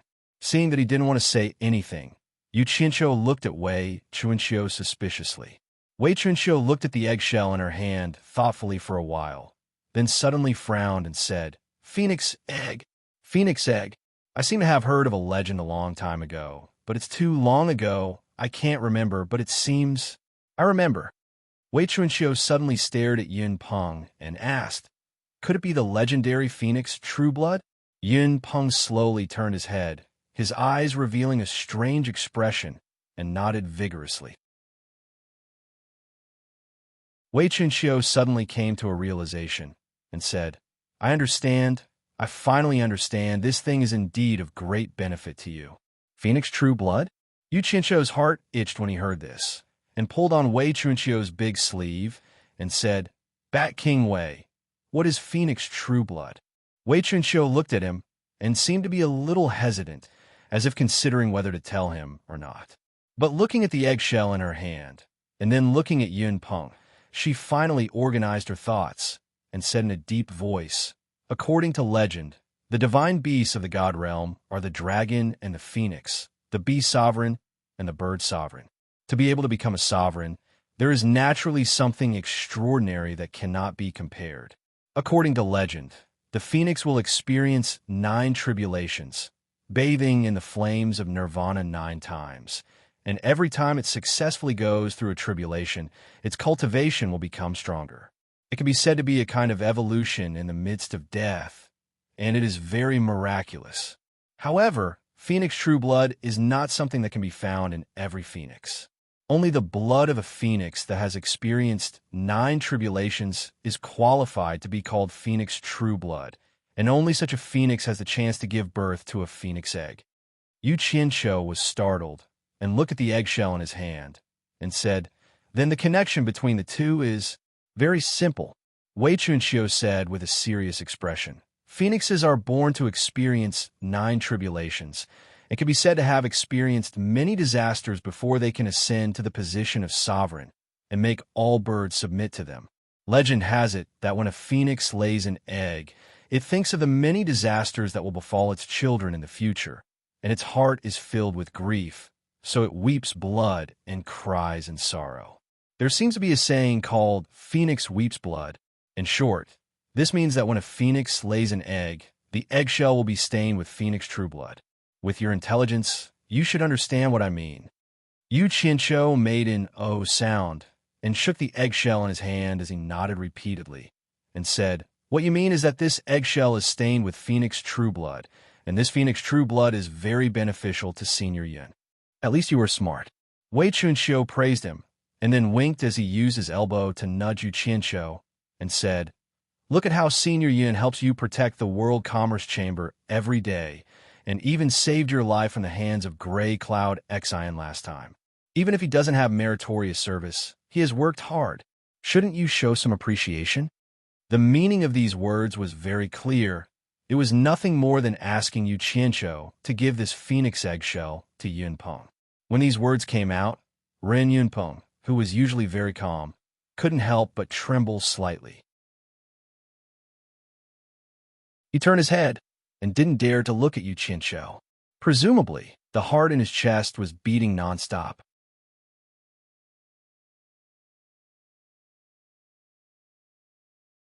Chapter 975. No problem. We're all a family, so it's not right if we don't help each other out. Yu Qianqiu waved his hand and appeared to be exceptionally forthright. Yun Peng's body trembled as he turned around with an excited expression. He was preparing what words of gratitude he should say after Yu Qianqiu gave the item to him. Wei Chunqiu laughed heartily as he patted Yu Qianqiu's shoulder and said to Yun Peng, Old bird, how is it? I didn't misjudge you, did I? You followed me, didn't you? You didn't think you'd encounter such a great opportunity, did you? However, he was happy a bit too early. The item was said to be so precious that it could move Yun Peng's heart. With Yu Qianqiu's personality, it really wasn't in line with his personality if he carelessly gave it away. It won't be too late to give it away later. Yu Qianqiu took advantage of Wei Chunqiu's happy moment to take back the piece of eggshell in his hand. He coughed and said, Let me figure out what benefits this Phoenix true blood has for Senior Yun first. I won't be able to bear the responsibility if something unexpected happens. The two's expressions immediately froze. Yun Peng saw him take the item from Wei Chunqiu's hand and thought that he was going to personally give it to him. He was already prepared to take it, but who knew that these words would pop out? Wei Chunqiu also thought that he was going to give it to Yun Peng, so he allowed him to take it back. Otherwise, with Wei Chunqiu's personality, he would probably have kept a piece for Yun Peng even if he had to act shamelessly. Actually, this couldn't be blamed on Yu Qianqiu. He still had several dozen pieces of broken phoenix eggshells in his hands. How could he not figure out what they were used for? He couldn't just keep them in his hands like trash after knowing that they were treasures, right? At the very least, he needed to know how much he had helped Yin Peng so that he could ask for repayment in the future.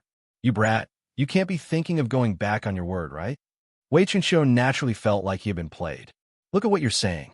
My reputation is well known. Every spit is like a nail. My words are like a nail on a board. Unless the mountains have no edges and the heavens and earth merge together, I will not do anything that goes back on my word. Yu Qianqiu patted his chest and promised solemnly, I really want to know what benefits this Phoenix True Blood has for Senior Yin. I really want to know, with a responsible attitude, whether or not there will be any accidents. Although these words sounded a little exaggerated, Wei Chunqiu's expression finally became a little better. He thought to himself, as long as you promise to give, it's fine. If you dare to go back on your word, Grandpa will openly rob you. Bah, accident my ass. Are you trying to play some tricks? He first expressed his doubts before explaining. The true blood of the phoenix is a precious treasure for birds. If one can absorb and refine it for their own use, not only can they borrow the power of the true blood to quickly increase their cultivation, if they are lucky, they can even obtain a chance to come back to life. After coming back to life, they will be like the phoenix, and their cultivation will be even more powerful. Of course, this depends on the amount of phoenix true blood on the eggshell. Resurrection from the dead. Oh my god, this is such a big favor. Yu Qianqiu couldn't help but daydream absent-mindedly. I wonder what the effects will be after I absorb the true blood of the phoenix. I have the most phoenix eggshells. If I can be reborn like a crow in a critical moment, it will be too perfect. Looking at his drooling and wet dreams, Wei Chunqiu could no longer see what he was thinking. It was more like he was stupid. He immediately sneered and said, Stop daydreaming here. The true blood of the phoenix is useless to humans. Even if I pour you a few buckets of true blood of the phoenix, you will still be like this. It is only effective on birds of feathers like the yunpeng. Why? Yu Qianqiu suddenly woke up from his dream and asked with some grief and indignation. There is no why. In short, it is useless to humans. Wei Chunqiu liked to see him like this. He sneered and said, Forget about you, even I am useless. The true blood of the phoenix can only be absorbed by birds of feathers. Why? Don't try to fool me. Are you also a bird? Yu Qianqiu's voice became a bit louder. The grief and indignation of having his dreams shattered was clearly painted on his face. Although my original body also has a pair of wings, to be exact, I belong to the beast category and not the bird category. Although I am between the bird category and the beast category, I cannot enjoy the true blood of the phoenix. Wei Chunqiu glanced at the eggshell in his hand and snorted coldly. I don't even feel wronged. What are you feeling wronged for? You must know that everything in the world has its gains and losses. There are enough benefits from humans. Don't tell me you want to fight for this as well? Hearing him say this, Yu Qianqiu finally felt a bit better. He was suddenly startled and said, Bat King Wei, you said you are between the bird category and the beast category. Could it be that the word beast originated from your Bat clan? You are the beast. Do you want to die? Wei Chunqiu immediately became angry. Joking. Don't be angry, don't be angry. After making fun of the other party, Yu Qianqiu's heart finally felt a bit better. However, he still said unwillingly, even birds like Senior Yun and the others can obtain benefits from the God Realm. Can we also obtain some benefits from the God Realm? Of course, as long as you have the ability to do it. Yu Qianqiu's eyes lit up and he asked, What kind of benefits? Speaking of this, Wei Chunqiu became serious and said with a serious expression, Have you forgotten what I told you before? Among the top divine beasts in the God Realm, dragons and phoenixes are revered. Legend has it that there is an illusory god in the God Realm. Even the gods in the God Realm have never seen his true body. No one knows if he is a man or a woman, and no one knows how high his cultivation is. Legend has it that this illusory god usually doesn't communicate with anyone, but will directly communicate with dragons and phoenixes. It is said that dragons and phoenixes are his messengers. When he encounters something that needs to be done with force, he will order dragons to do it on his behalf, while phoenixes are responsible for delivering his decrees. Dragons and phoenixes can be said to be his messengers. So awesome. You dare to play tricks in front of all living beings in the God realm. You're really amazing. Yu Qianqiu was stunned for a while, and then he came to a realization. This matter is too far away. What does it have to do with the benefits you told me? Of course it has something to do with it. Your benefits are in the body of the dragon who is in charge of war. Wei Qianqiu laughed and said, Phoenixes have phoenix true blood. Dragons also have coiling dragon true blood. The so-called coiling dragon has the meaning of occupying the land and overlooking all living beings. It represents the supreme of the dragon race. Ordinary dragons don't dare to be crowned with the title of coiling dragon. Its rank is equivalent to that of a phoenix that has gone through 9 tribulations.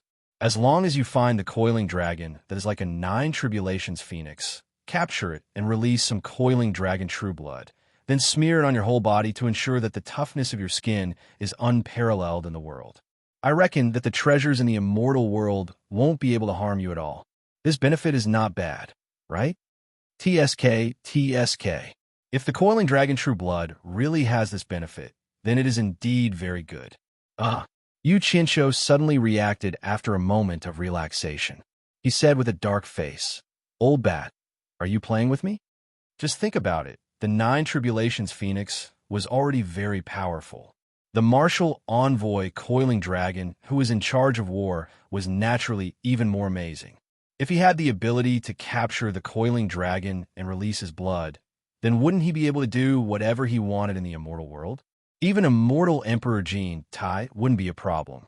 There would be no need to go through so much trouble. What are you playing with? This is an ancient legend that I heard by chance from an elder. Ordinary people don't have the opportunity to hear it even if they want to. I'm telling you for free is already letting you off easy.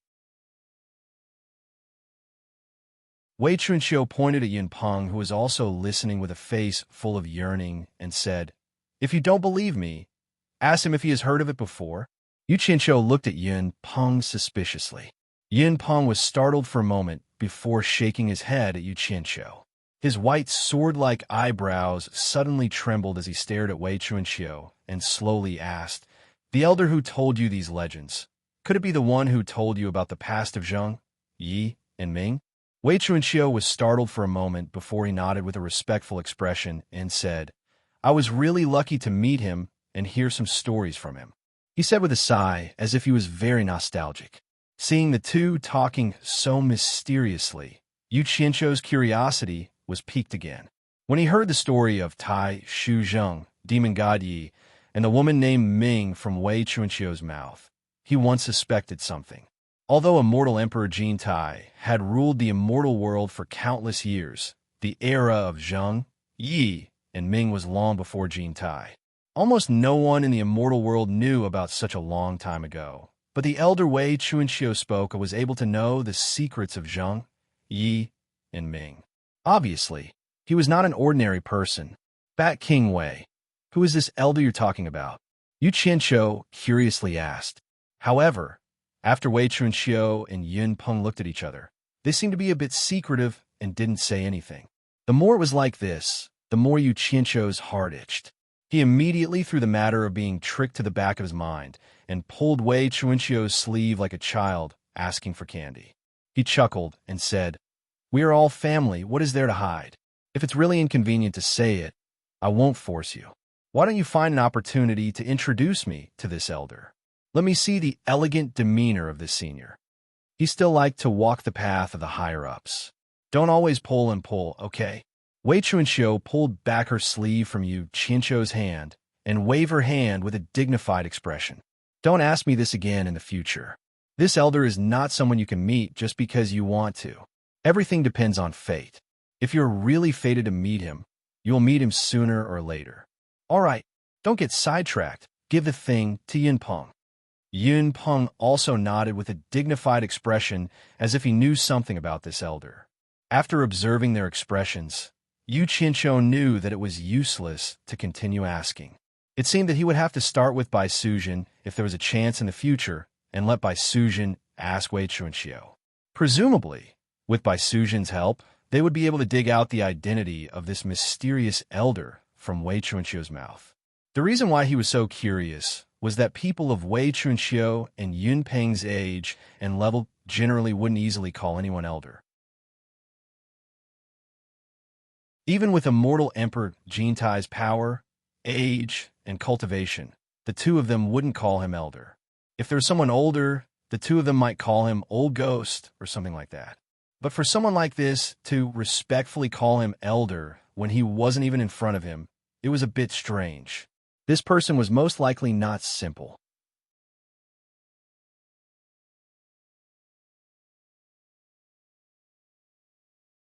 Chapter 976.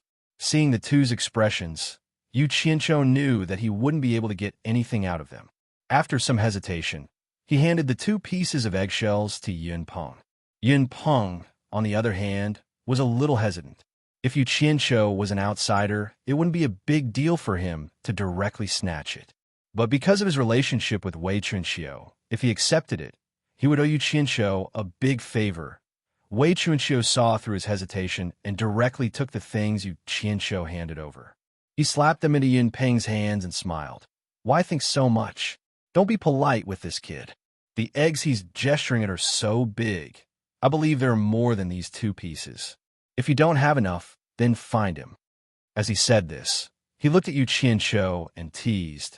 You won't be so stingy as to hide them from me, right? Yu Qianqiu smiled noncommittally. Then, he asked curiously, since the Phoenix True Blood can help Senior Yun increase his cultivation, I wonder how much these 2 pieces can help you? Wei Chunxiu only had a rough idea of this matter. The real inside story was probably only known by those who knew about it. He also looked at Yun Peng curiously. Yun Peng paused, his eyes flashed with a strange light. I can't say how much I can improve myself. The key is still how much Phoenix True Blood is on the eggshells. Maybe it's mid-stage Immortal Emperor. Maybe it's late-stage Immortal Emperor. Maybe it's not impossible to step into the God Realm. It all depends on my luck. When he said this, Wei Chunxiu and Yu Qianqiu cried out in unison, God Realm. Then, the two looked at each other in disbelief. Fuck, if he didn't invest now, then when? Yu Qianqiu steeled his heart and immediately took out the dozens of eggshells. He piled them into Yun Peng's arms without hesitation. Yun Peng looked at the pile of eggshells in his arms. His face, which had always been calm, was unusually excited. The word thank you jumped out of his mouth. He really didn't know what else to say. Well done. Wei Chunxiu excitedly patted Yu Qianqiu's shoulder with great strength. Immediately, Yu Qianqiu grimaced in pain. Wei Chunxiu immediately apologized and helped him rub it. Yu Qianqiu shook off Yun Peng's claws with one arm and smiled brightly at Yun Peng. We're a family, so we should help each other. You're treating me like an outsider if you thank me. I've given you all the phoenix eggshells. I hope your cultivation is as high as possible so that we don't have to look at other people's faces. He was also a person who could take and let go. When it was time to make a decision, he would make a decision. There was no need to hesitate. Although the Phoenix True Blood was precious, it didn't have much use for him at the moment. Rather than keeping it to himself, it was better to sell a huge favor. He believed in his own eyes. Although Yun Peng was a man of few words, he was a man of character. Today, he had helped Yun Peng with all his might. In the future, when Yun Peng became successful, he would definitely repay him generously.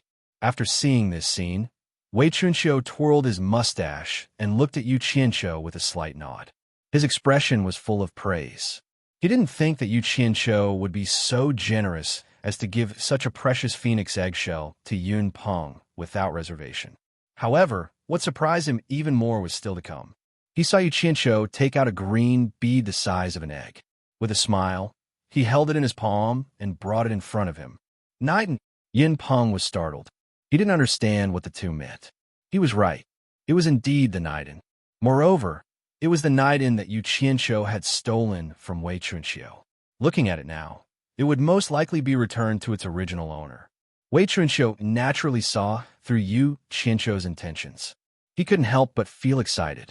He wasn't in a hurry to receive the item. Instead, he ridiculed. What's wrong with you today? Could it be that you've found your conscience and are ready to turn over a new leaf? Don't say such useless things. I already said, we're all one family. There's no need to say such things. Yu Qianqiu once again emphasized his philosophy of being a good person. He grinned and said, I say, do you still want it?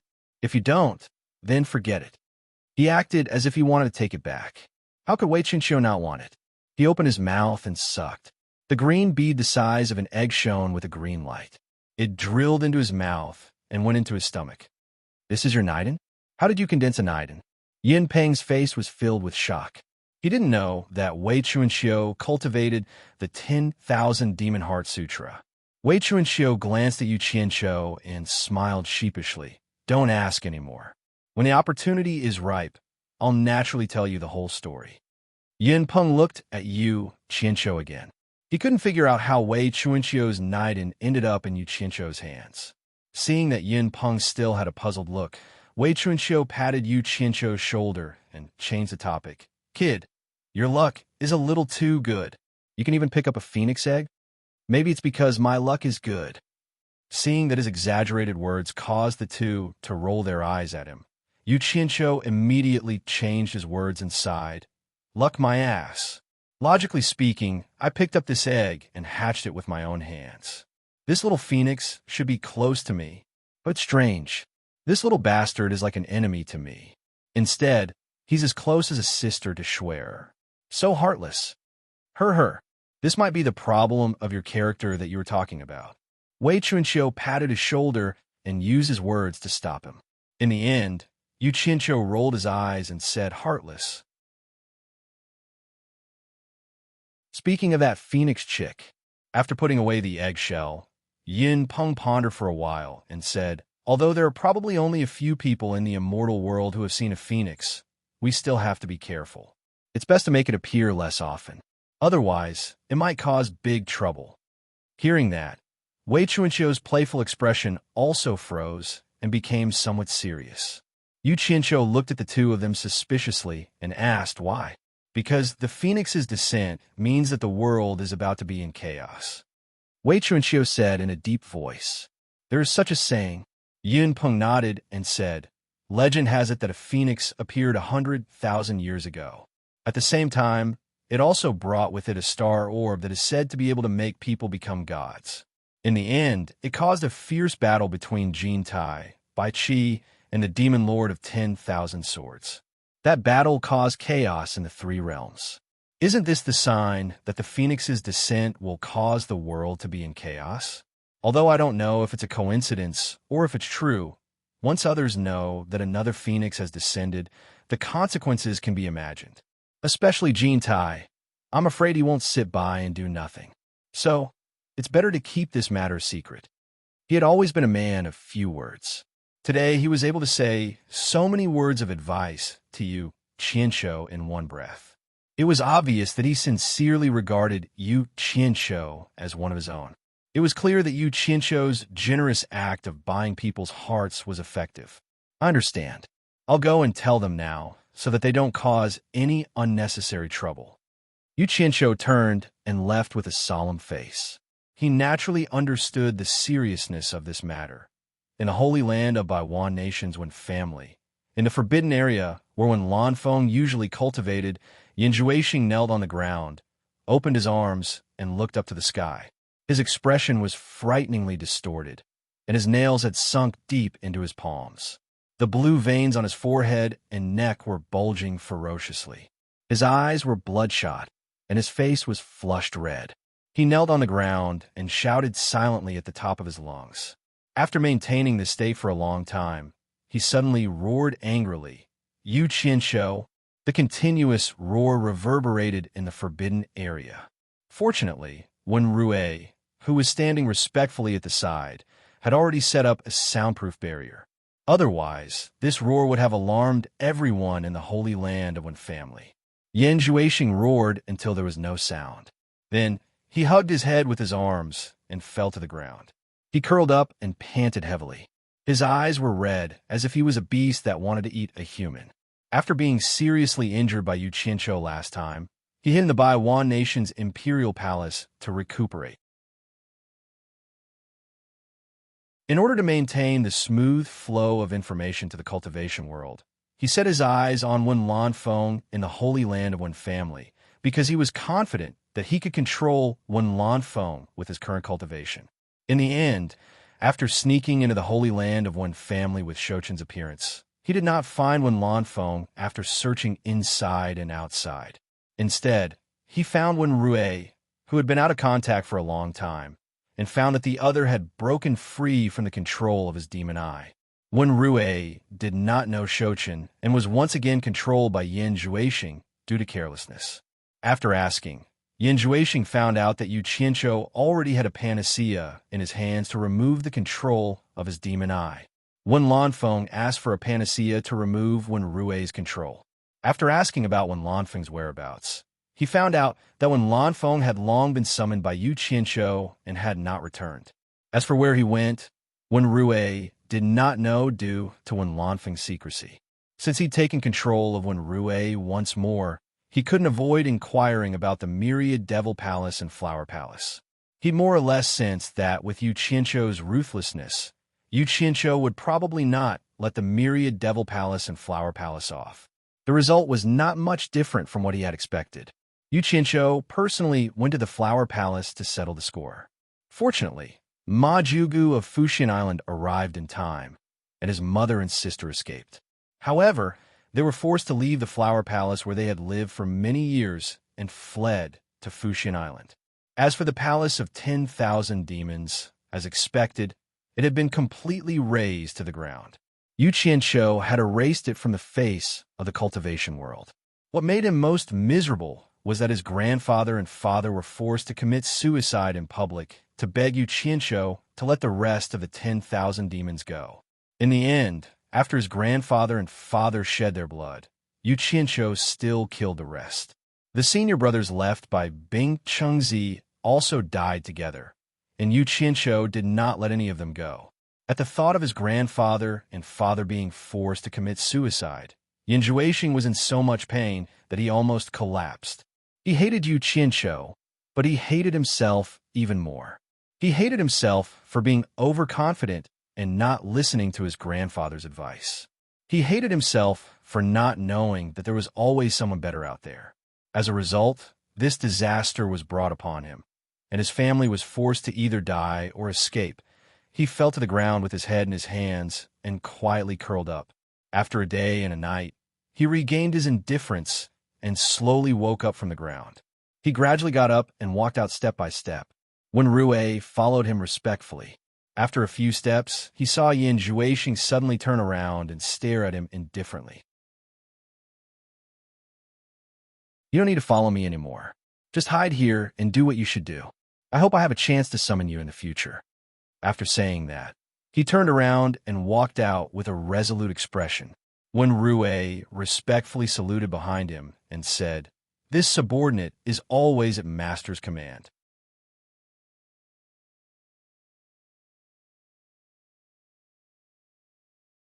Chapter 977. In Wenqing Palace, little Yin Yun's laughter continued. The demonic blade grew bigger and was swaying in the air while carrying him. Little Yin Yun shouted from time to time, "Father, shake it faster, shake it faster." Yin Juexing crossed his arms and looked at him with a doting expression. The hipster sat on the steps in the house with a blissful expression. Her knees were cushioned by a piece of white silk that was stretched tight with a bamboo strip. She was embroidering a butterfly that was about to fly. One of the pairs of butterflies had been embroidered, and the other one was almost done as well. It would be completed with just 2 tentacles. The hipster who was immersed in her embroidery would look up at the father and son from time to time. She would shake her head and smile warmly before continuing to embroider. She had completely shed the image of an unruly princess and was now a good wife and loving mother. Some people said that a good wife and loving mother was not born naturally. Most of them were formed after time. It was probably referring to women like her. She liked her current life very much and was very satisfied with it.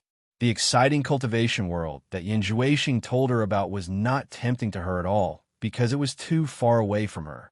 She did not have too many desires and only hoped that her family could live peacefully like this. "Father, I want to ride a horse." Little Yin Yun, who was riding on the demonic blade, suddenly shouted, "Okay." Yin Juexing nodded amiably.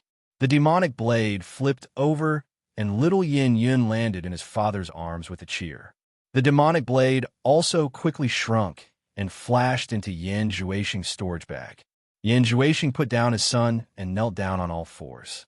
Little Yin Yun immediately climbed onto his back and sat on it, hitting Yin Juexing's but with the back of his hand and shouting, "Giddy, giddy, giddy." Yin Juexing immediately smiled and quickly got up from the ground. Who would have thought that the great devil that shocked the cultivation world would do something like this? When the hipster saw this, her face immediately changed and she shouted, "Yin Yun, don't treat your father like this. Get down now." Yin Yun pouted. Yin Juexing immediately turned around and smiled at the hipster. "It's okay. If the kid wants to play, play with him." However, perhaps Yin Yun realized his mistake or was afraid of his mother, who was fierce in appearance. He immediately slid down from Yin Juexing's back. "Why are you unhappy?" Yin Juexing raised his hand and scratched little Yin Yun's nose. Then, he carried him and sat beside hipster.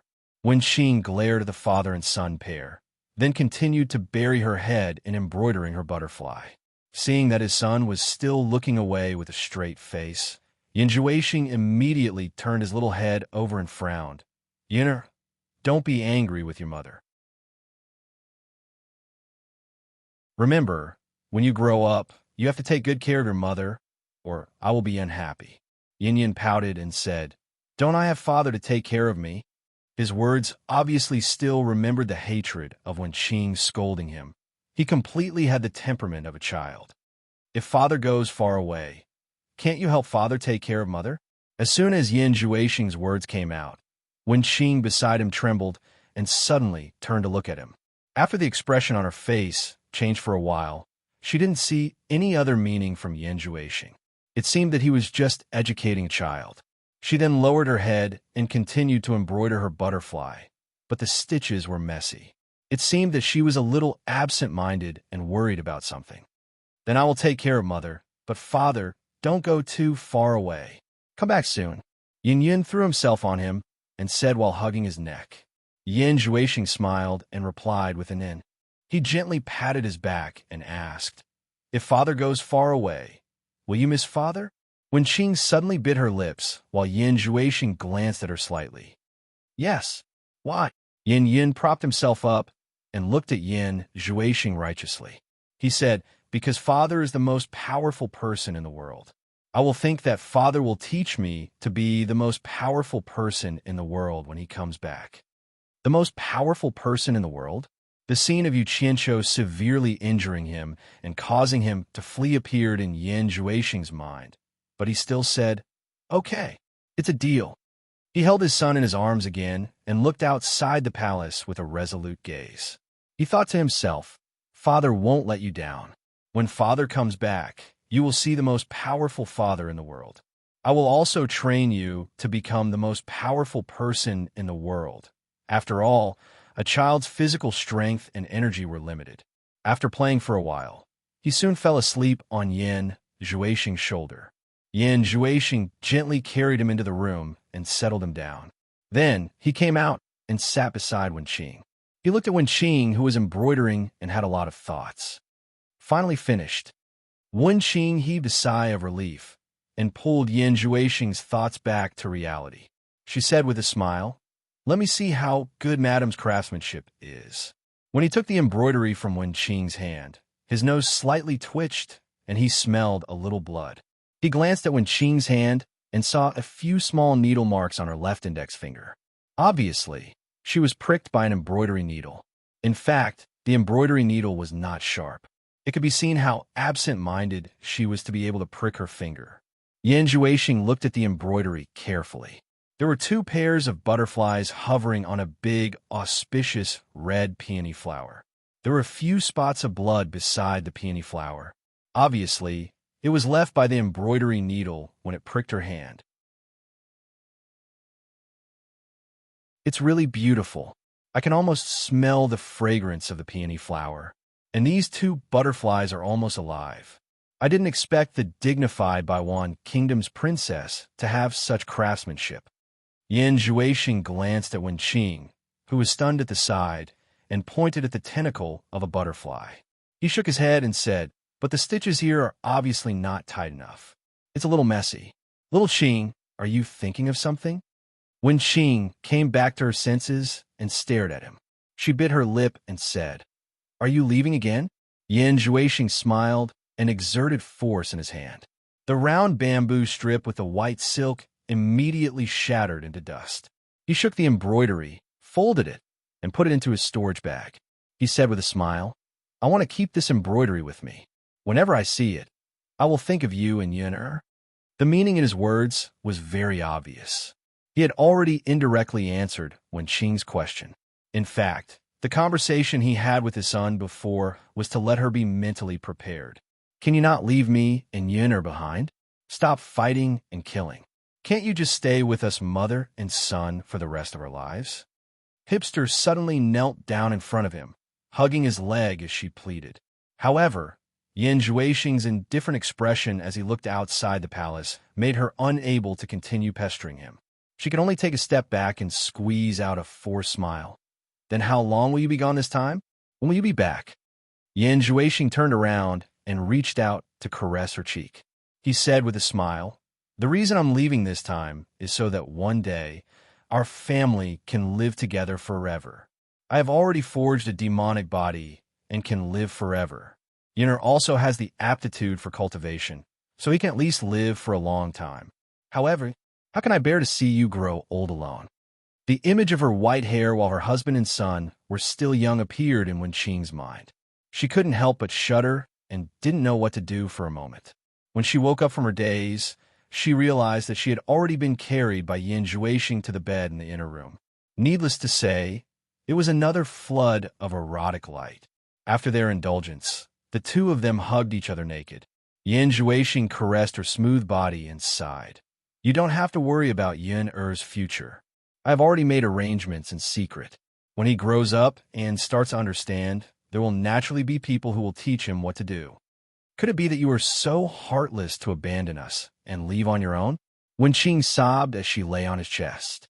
Father's vengeance is absolutely irreconcilable. Besides, there's still grandfather, master, and a group of senior brothers. As long as a man is courageous, how can he endure humiliation to live? Yan Juexing slowly told Wen Qing the information he had obtained from Wen Rue in detail, so that she could understand the deep hatred she had to bear. "It's you, Chincho, again. Why does he always make life difficult for you?" Wen Qing was gnashing her teeth in hatred. "You are still young, only in your 20s. You still have many days to live. If there is still no news of me after 10 years, then don't wait for me. Change, find a good man, and remarry. I don't blame you." After Yan Juexing said this, he ignored Wen Qing's crazy sobs and directly pushed her to the side. He got off the bed naked. He walked to the center of the spacious room barefoot. He raised his hand, and the devil blade flashed into his hand from the storage bag on the floor. He grabbed the devil blade with his right hand and fiercely slashed the palm of his left hand. He clenched his left hand into a fist, and fresh blood immediately dripped onto the bright and clean floor. Blood splattered everywhere, and not long after, there was a large pool of bright red and dazzling blood on the floor. "What are you doing?" Wen Qing on the bed cried out in alarm. She jumped off the bed in a panic and hugged him. Yan Juexing suddenly turned around and stared at her coldly. "Did I waste my words just now? Go back to the bed and don't ruin my plans." With a wave of his hand, Yan Juexing lightly threw her back to the bed and cried. When the blood on the floor had almost accumulated, Yan Juexing suddenly opened his bloody fist. Black killing intent immediately enveloped the bright red wound on his palm. The wound became smaller and smaller, and soon there was no scar at all. It was truly miraculous. Wen Qing was dumbfounded. Only then did she know that he wasn't harming himself. There was indeed an important matter. Then she saw him put his hands together and holding the devil blade in between his palms while muttering to himself. No one knew what he was chanting. When the devil blade in his palm started to shine with a faint red light, he single-handedly grabbed a corner of the devil blade and twisted it like a spinning top. The devil blade that was emitting a faint red light suddenly spun in the air like a red ball of light. It lightly floated down to the pool of blood on the floor and began to spin. The pool of blood on the floor also suddenly emitted a faint red light, shining dimly and dimly. On the obedient island of the demon domain, a strong wind suddenly rose in the surroundings, whistling incessantly as if it was going to blow the house away. Lady Mu, who was sitting cross-legged in the house, suddenly opened her eyes and teleported to the side of the 1,000-mile lake. The wind was abnormally strong, causing her white dress to flutter. She couldn't help but look around strangely. One must know that the obedient island had always been sunny. Apart from man-made factors, there had never been such a strong wind.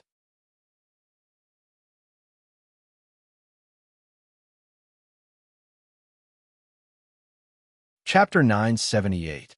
However, the strong wind was only a prelude. After a while, dark clouds began to gather in the surrounding sky.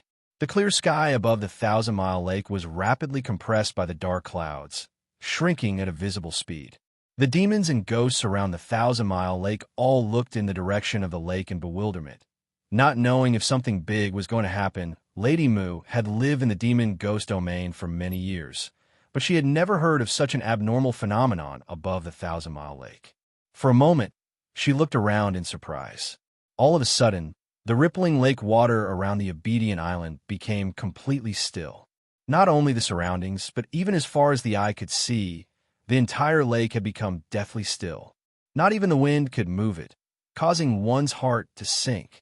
Lady Mu quickly released her divine sense to scan the lake water around Obedient Island. As a result, she found that the fish in the water were fleeing in terror, as if something terrible was about to happen.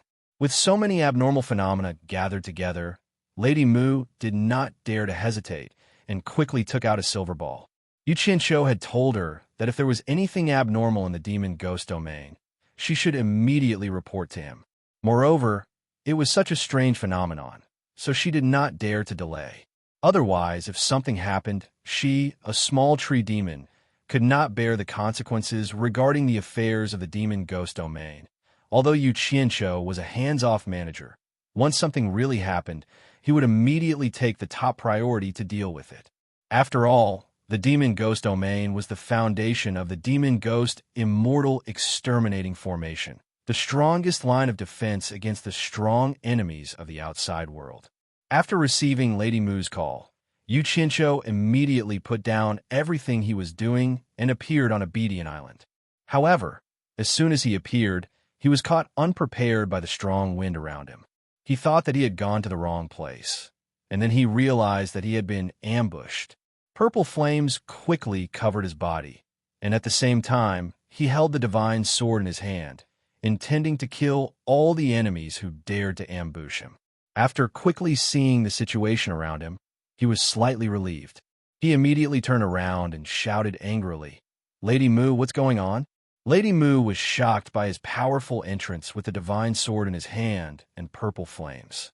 His sharp and threatening murderous aura especially scared her so much that she was trembling with fear.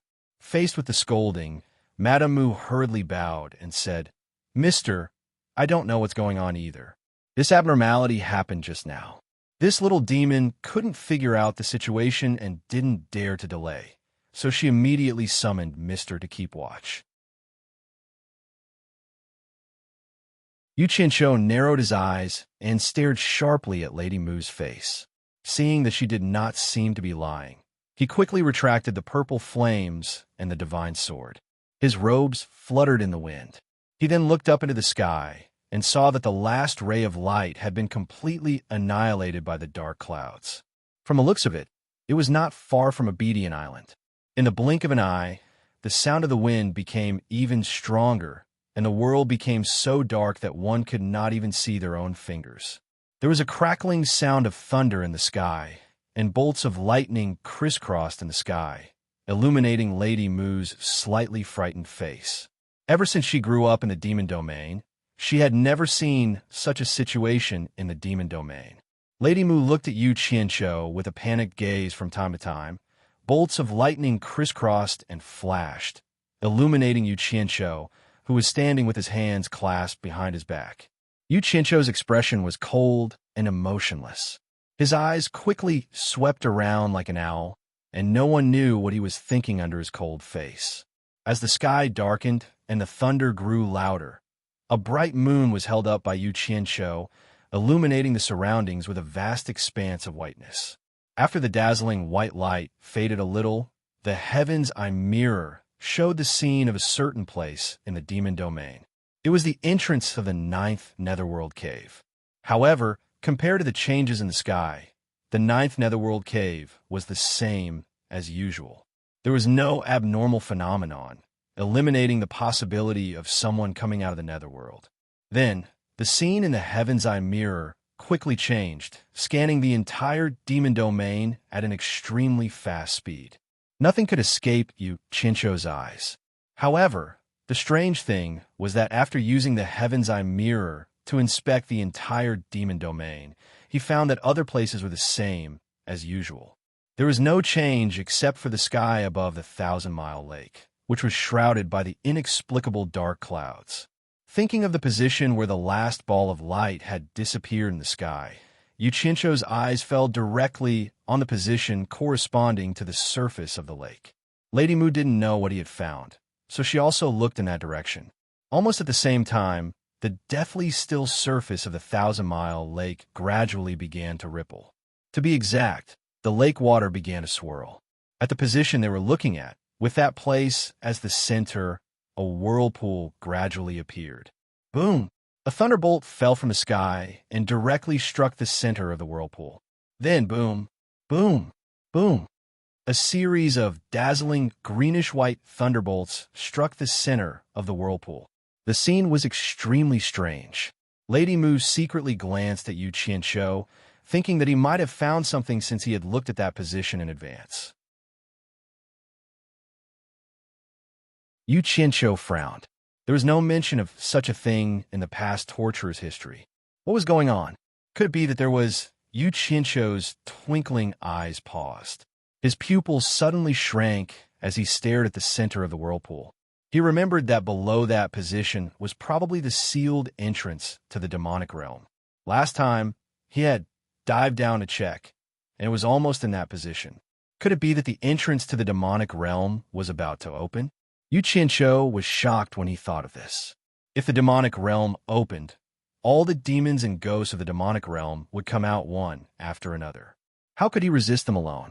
In an instant, all kinds of thoughts flashed through his mind.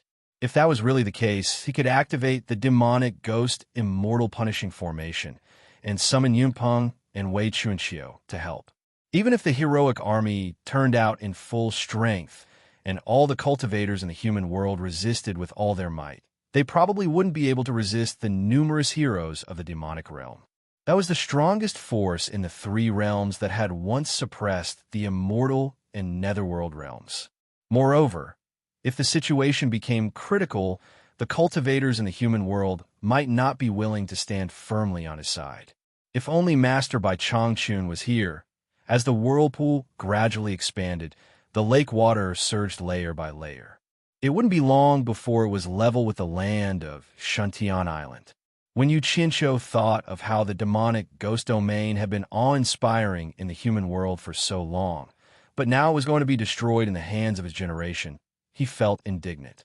After a moment of malevolence, he suddenly condensed his 5 claws and stretched them towards the whirlpool and the lake.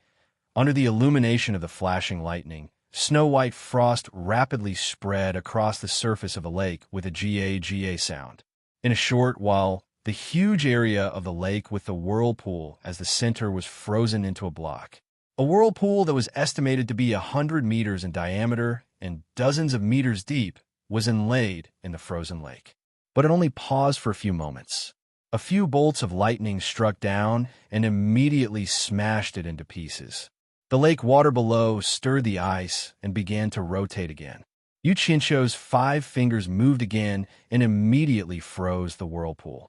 However, a few more bolts of lightning fell from the dark clouds and easily shattered the frozen whirlpool. Yu Qianqiu didn't give in at all.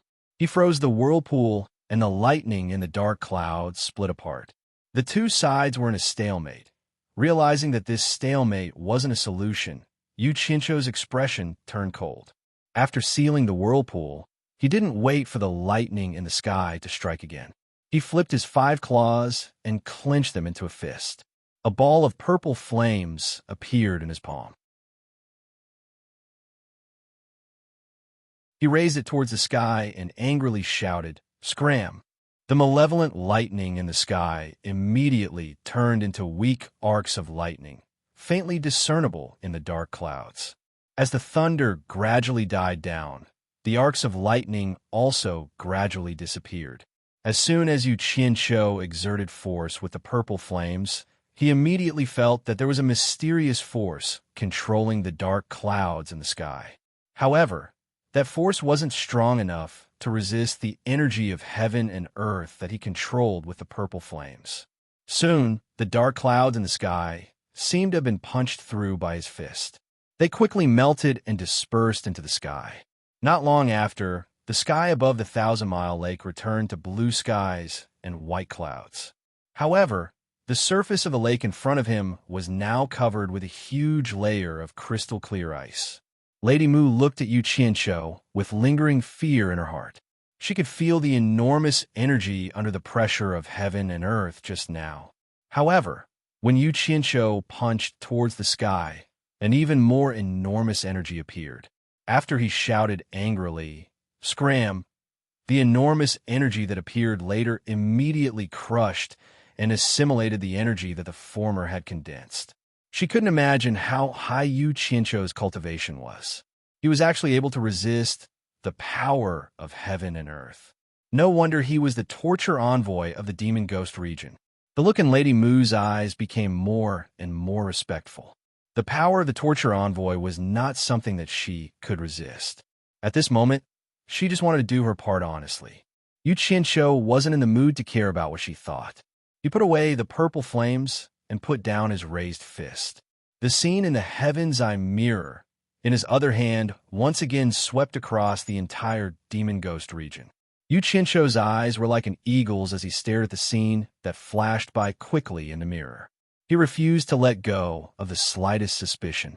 He concluded that the abnormality just now was definitely not a natural phenomenon. It had to be controlled by someone. Someone was actually targeting the demon ghost region, and it was targeting the sealed entrance to the demon realm. Currently, there were many people in the human world who had the ability and the need to do so. The first thought that came to Yu Qianzhou's mind was Yan Zhuixing. Except for Yan Zhuixing, who practiced the devil skill, he couldn't think of anyone else in the human world who wanted to get in touch with the demon realm. His judgment was that Yan Zhuixing had been repeatedly defeated by him. After the last battle, Yan Zhuixing knew that there was a huge gap between their strength, so he targeted the demon realm. He was afraid that the demon realm would ask for reinforcements to deal with him. He couldn't let Yan Zhuixing succeed. For a moment, Yu Qianzhou was full of murderous intent and became much more vigilant. In the Wenqing Palace of Baiwan country, Yan Zhuixing, who was standing naked, was shocked. He took a few steps back and spat out a mouthful of blood. He had just performed the great method of Devil God to find the exact entrance to the demon realm, but it was inexplicably and forcibly interrupted. Immediately, he was backfired by the great method and harmed himself. The hipster cried out in alarm and ran off the bed, naked, to help him up, but he waved his arm to shake her off. Yan Zhuixing took a few steps forward and knelt in front of the hideous pool of blood, laughing wildly. "The entrance to the demon realm, the entrance to the demon realm. I found it, I finally found it."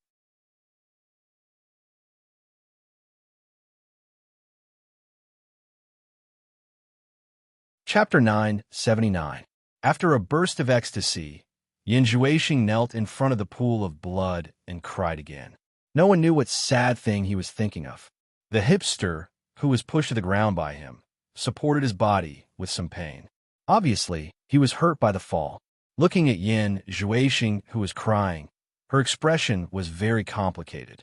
Then her eyes fell on the ground in front of him that had condensed into a dark red color. On the ground, the blood had solidified. After the demonic blade rotated for a while, it left a strange picture. If one looked carefully, they would find that it was a macroscopic map of mountains and rivers. The demonic blade that had stopped rotating stood quietly in a certain position. There was a faint red light constantly flashing in that position. After crying for a while, Yanjueshing laughed wildly again. No one knew whether he was happy or sad. He straightened up, wiped his tears, pulled out the demonic blade, and knelt in front of the dark red geographical map of mountains and rivers to look at it carefully. However, when he saw the position of the demonic blade just now, the ecstatic expression on his face froze. He sat on the ground and muttered to himself with dull eyes, "The demon realm. It's actually the demon realm." The entrance to the demon realm is actually in the demon realm controlled by Yu Qianshou. This was a huge blow to him. He had finally found the entrance to the demon realm, but he found that it was in Yu Qianshou's territory. Now that he was afraid of Yu Qianshou, if he asked him to go to the demon ghost domain, what was the difference between that and asking him to die? The most helpless thing was that the demon realm had always been mysterious to the entire cultivation world. He didn't know the specific situation in the demon realm at all, so he didn't dare take risks. He was afraid that he would be discovered as soon as he broke into the demon realm. The room was silent for a long time, and then there was the rustling sound of the hipster's clothes. The hipster picked up Yanjueshing's clothes on the ground, walked gently to Yanjueshing's side, knelt down, and said softly, "Put on your clothes first." Then she took Yanjueshing's arm hard, helped him up, and quietly helped him put on his clothes. After she was dressed, she hugged his waist from behind and said softly against his back, "Listen to me. If it's too dangerous, it's better not to go. Isn't it good for our family to be safe and sound together?" Yanjueshing came back to his senses and sighed softly. He gently pulled away the soft hands on his abdomen and turned around to hold Hipster's shoulders. He shook his head and smiled bitterly. One wrong step leads to many wrong steps. Now, it's not about whether I want to let go or not, but Yu Qianshou won't let me go at all. As long as I stay here for another day, there's a chance that I'll give myself away, and you and your son will be in danger for another day.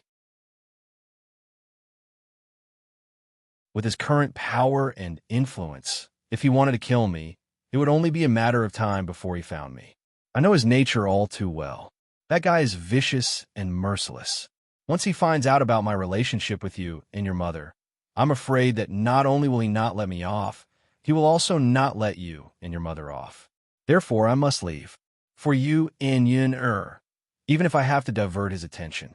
Hipster shook her head in grief and indignation. Is there no one in this world who can control him? Are we just going to let him do whatever he wants in this world? No, no one in this world can be his opponent. Yanjueshing shook his head with certainty and said, "It's a pity that there's no place for me in the human world. Otherwise, if I have time to cultivate the demonic skill, Yu Qianshou won't be my opponent. It's not that I don't have a chance, but I've missed it. Now, he won't give me any more chances. He won't stop until he kills me." Hipster suddenly burst into tears. Yanjueshing gently pushed her away, turned around, and waved his hand toward the ground. The blood on the ground immediately turned into ashes. Then he said, "I should go. Take care of yourself and Yin Black spirits emitted from all over his body, and in the blink of an eye, he turned back into Shochin. His body turned into a shadow and flashed away. After flying out of the green winching palace, he could still hear Hipster's cries. He took a deep breath and quickly flew toward the region of demons. Just as he said to Hipster, with Yu Qianshou's monstrous power, it was only a matter of time before Yu Qianshou found him. There was no longer a place for him in this world, and he had no way out. The only way was to find a way to hide in the demon world, to cultivate and come out for revenge when the time was right. If it was really impossible, he didn't mind opening the passage to the demon world completely and letting the demons of the demon world out to wreak havoc in the human world. Of course, for Hipster and Yin Yun, as well as his mother and sister, he wouldn't do that until the last moment. However, he didn't go to the demon ghost region without any help. The only thing he could rely on was his changed appearance. He hoped to get close to the entrance to the demon world by deceiving people. It could be said that he spent a lot of time going to the demon ghost region, mainly because he wasted time on the journey. Avoiding the cultivators of the cultivation world was one reason. More importantly, he didn't dare to fly too fast and expose his cultivation. In order to avoid the search of various forces, he took a lot of detours. When he arrived at the demon ghost region, it was already a few days later. As soon as he entered the territory of the demon ghost region, he began to tremble with fear. He had long heard that the demon ghost region was full of demons and ghosts. He was afraid that the slightest movement would alarm Yu Qianqiu. He was very careful along the way.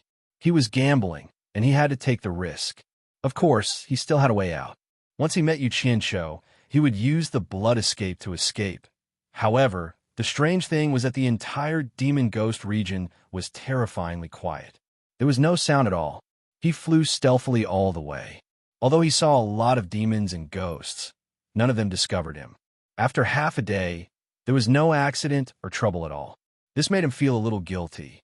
He even thought of turning back and escaping.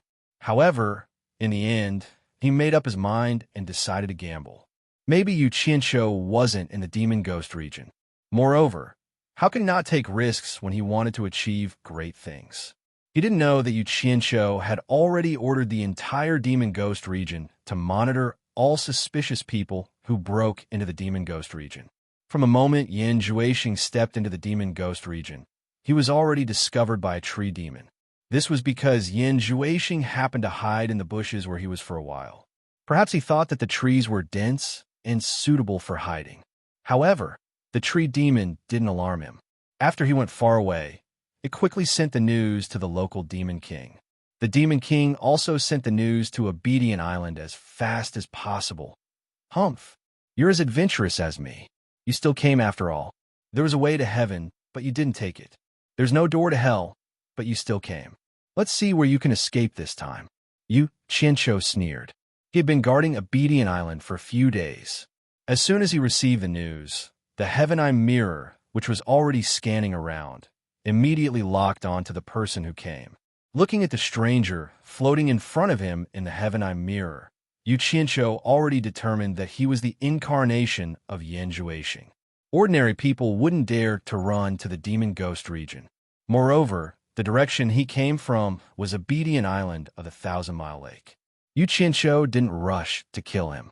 Instead, he quietly waited for Yan Juexing's arrival. Yan Juexing had escaped twice with the blood escape technique, which had taught him a lesson.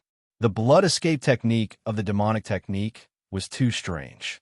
Once he escaped, he wouldn't even know where the opponent was going. Therefore, he wasn't in a hurry to kill him. He wanted to let Yan Juexing come in.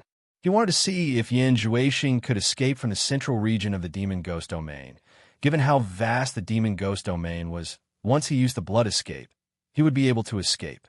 If he couldn't, as long as he was still in the demon ghost region, his eyes and ears would be able to find him. He didn't believe that Yan Juexing had so many broken limbs to use the blood escape technique. Staring at the sneaky guy in the Heaven-Eye mirror, Yu Qianqiu's lips curled into a sinister smile. In fact, he was somewhat certain that with Yan Juexing's current cultivation, using the blood escape technique wouldn't be enough to escape from the vast demon ghost region. Therefore, he cast a large net and prepared to wait for the rabbit. With Yan Juexing's current cultivation, it would take him less than a day to fly to Obedient Island at his fastest speed. However, it took him several days to stealthily approach the edge of the 1,000-Mile Lake. Along the way, he felt that the region was too deep. If an accident happened, he wouldn't be able to escape from the demon ghost region in one go. In the midst of hesitation, he even wanted to retreat. His actions almost caused Yu Qianqiu to chase after him. However, after careful consideration, Yan Juexing felt that it shouldn't be a problem for him to escape. He hadn't been discovered until now. Even if he couldn't escape with the blood escape technique, he was confident that he could hide. This judgment was established on the basis that he was certain that he hadn't been discovered. Based on his understanding of Yu Qianqiu, if Yu Qianqiu had really discovered him, he would definitely rush over to kill him. How could he have waited until now? His judgment was correct. If Yu Qianqiu had suddenly discovered him, then he would definitely have chased after him without a second word, just as he had expected. However, what he didn't know was that when he used the great demon god technique to find the entrance to the demon world, he had caused too much of a commotion. This made Yu Qianqiu understand his purpose of coming, so he planned to wait for him to walk into the trap. Therefore, some things were predestined. Seeing that he had returned, Yu Qianqiu heaved a sigh of relief and cursed in his heart. Yan Juexing hid by the side of the 1,000-mile lake for a long time. He silently recalled the location of the entrance to the demon world, then quietly dove into the 1,000-mile lake. After observing his surroundings in the water, he found that the fish were swimming leisurely. Feeling that there shouldn't be any danger, he held the demon blade in his hand and unhurriedly dashed in the direction he remembered. Damn, this guy's really careful. Yu Qianqiu looked at the figure disappearing into the 1,000-mile lake through the heavens, mirror, and cursed. The heavens mirror was good, but it couldn't see into the soil and water. Once Yan Juexing dove into the water, he could only see the vast 1,000-mile lake, but not the situation underwater. This was somewhat unexpected. After putting away the heavens mirror, Yu Qianqiu, who was standing by the side of the lake, directly dove into the lake.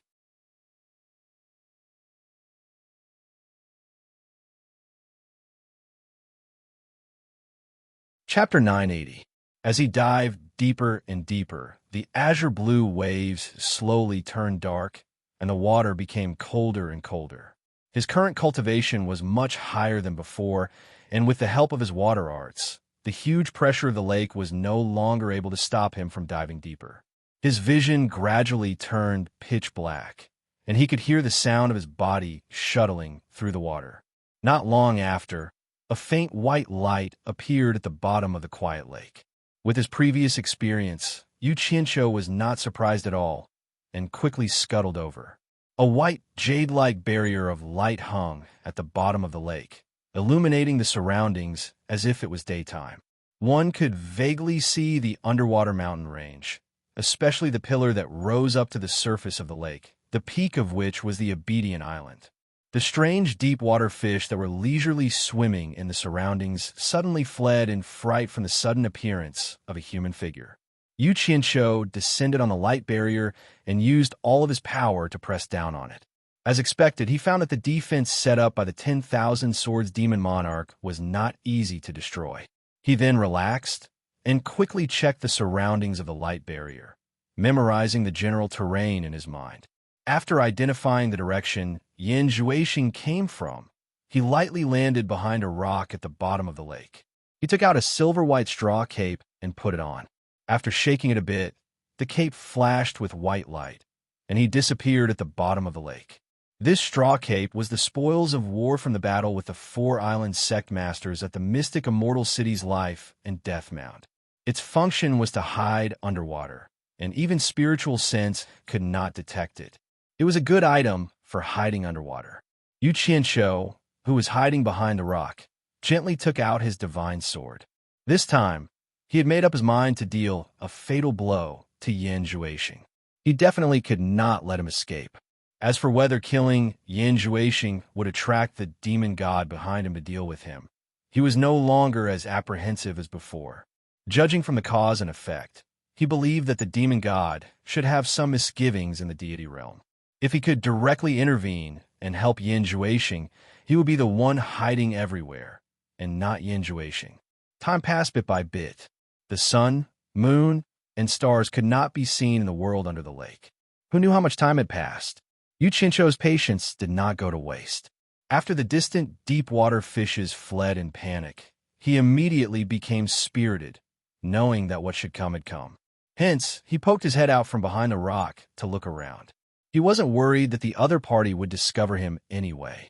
Under the illumination of the light shield, the magic blade, which was more than 10 meters long, shone with a faint cold light.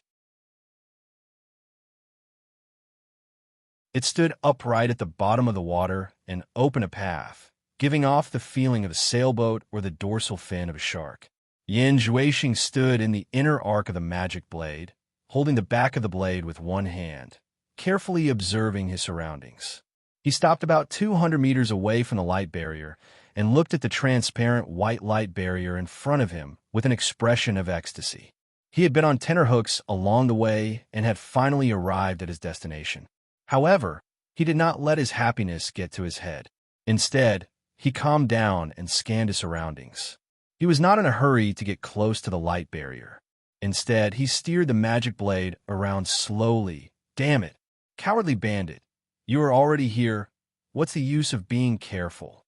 The invisible Yu Qianqiu cursed in his heart. However, he was not worried. At this point, even if Yin Juexing found something suspicious, he believed that he would risk his life. Even if he wanted to escape, it was too late. However, he did not want any accidents to happen. After all, it was still unknown whether the other party could escape the range of the demon domain in one go with a blood escape. He still had to wait for the right opportunity to deal a fatal blow. Yin Juexing, who was carefully searching around, used his eyes and divine sense to look around. After confirming that there was no problem, he circled around and returned to his original place. There was an excited expression on his face. The magic blade shrank and returned to his hand. He boldly rushed to the front of the light barrier, touched the light barrier with his hand, and looked through the light barrier to see the situation inside. Inside the light barrier was a pile of ferocious stone forest. In the middle, there was an ancient cave door that looked like a cave. There was no door at the entrance, but a piece of iron covered with all kinds of strange runes sealed the entire cave entrance. This should be the masterpiece of immortal Emperor Jintai and Emperor of the Underworld by Qi. Yu Qianqiu had seen the situation inside when he came, but that was not what he wanted to care about. At this moment, the distance between the two sides was less than 10 meters. The corner of Yu Qianqiu's mouth curled up into a cold smile. He slowly raised the divine sword in his hand. With the sharpness of the divine sword, he was confident that he could kill Yin Juexing in one move.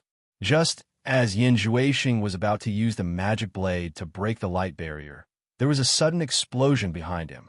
It was the kind of explosion that came from something moving at high speed in the water. Moreover, it was very close. Yin Juexing did not have the time to react in shock. The magic blade that he used had already disappeared above him like lightning. Boom! With a loud sound, Yin Juexing turned around and was immediately hit by a strong impact on the light barrier.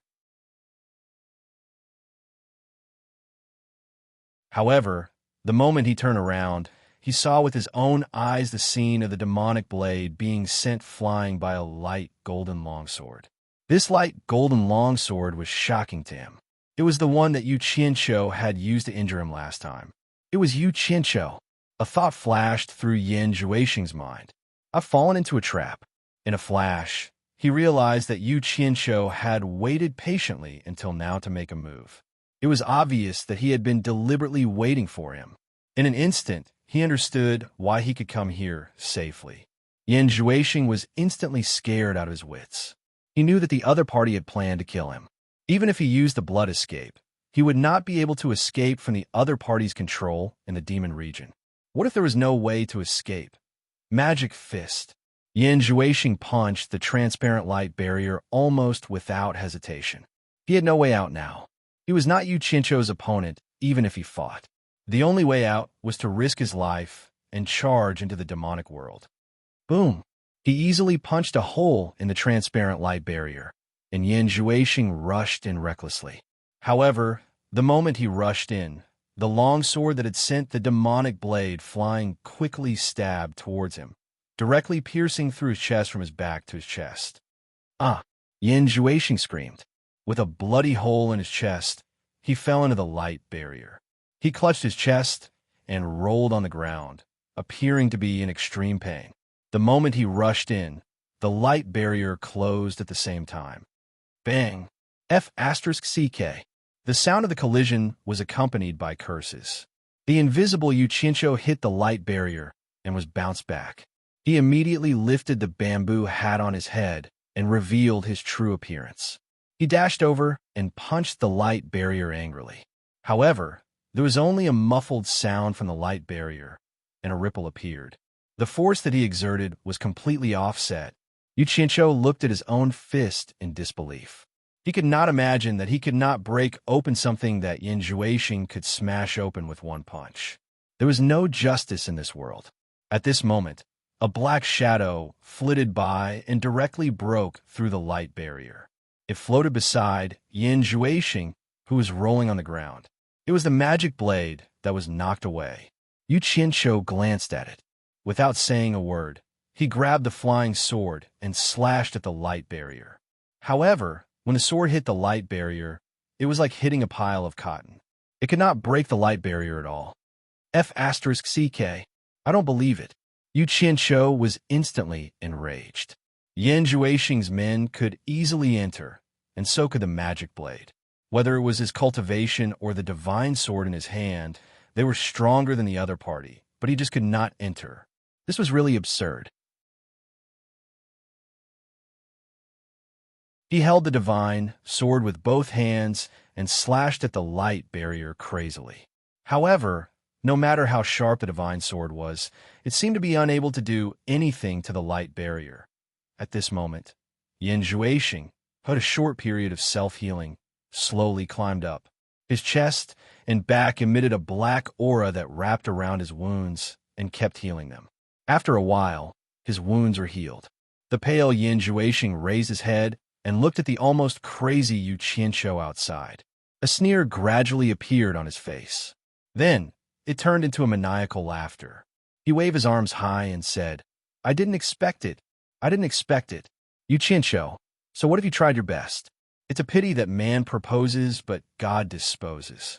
God is indeed helping me. The laughter inside was unusually ear-piercing to Yu Qianqiu's ears. Yu Qianqiu, who was fuming with anger, stopped his useless slashes. He pointed at Yin Juexing and shouted, Yin Juexing, don't be a coward if you are so capable. Come out and fight me to the death if you are a man. Yin Juexing had a mocking expression on his face. He sneered and said, This day will come, but not now.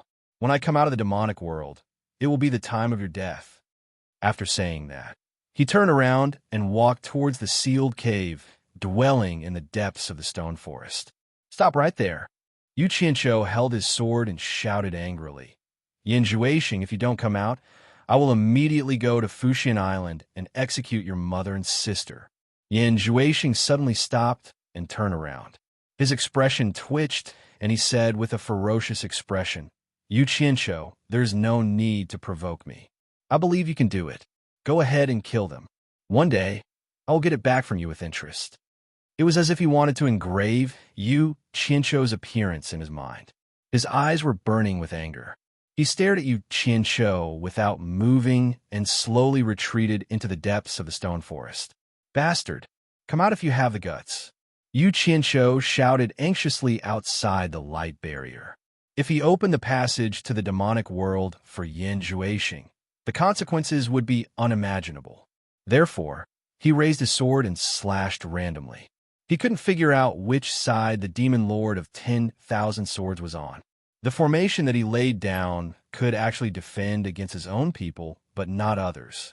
After a series of slashes and slashes, there was no effect.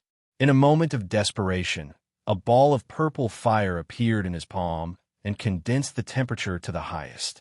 The purple fire palm slapped on the light barrier. This was originally a desperate move because, in his understanding, the power of the divine sword was stronger than the purple fire. However, the strange thing was that after the purple fire palm slapped on the light barrier, the huge light barrier actually trembled. Yu Qianqiu couldn't help but let out an "eh." He could feel the light barrier slowly thinning where his palm was pressed. In just a short while, the fire palm burned a hole in the light barrier, and his palm directly reached in. Yu Qianqiu immediately shouted excitedly, Yin Juexing, don't even think of running away today.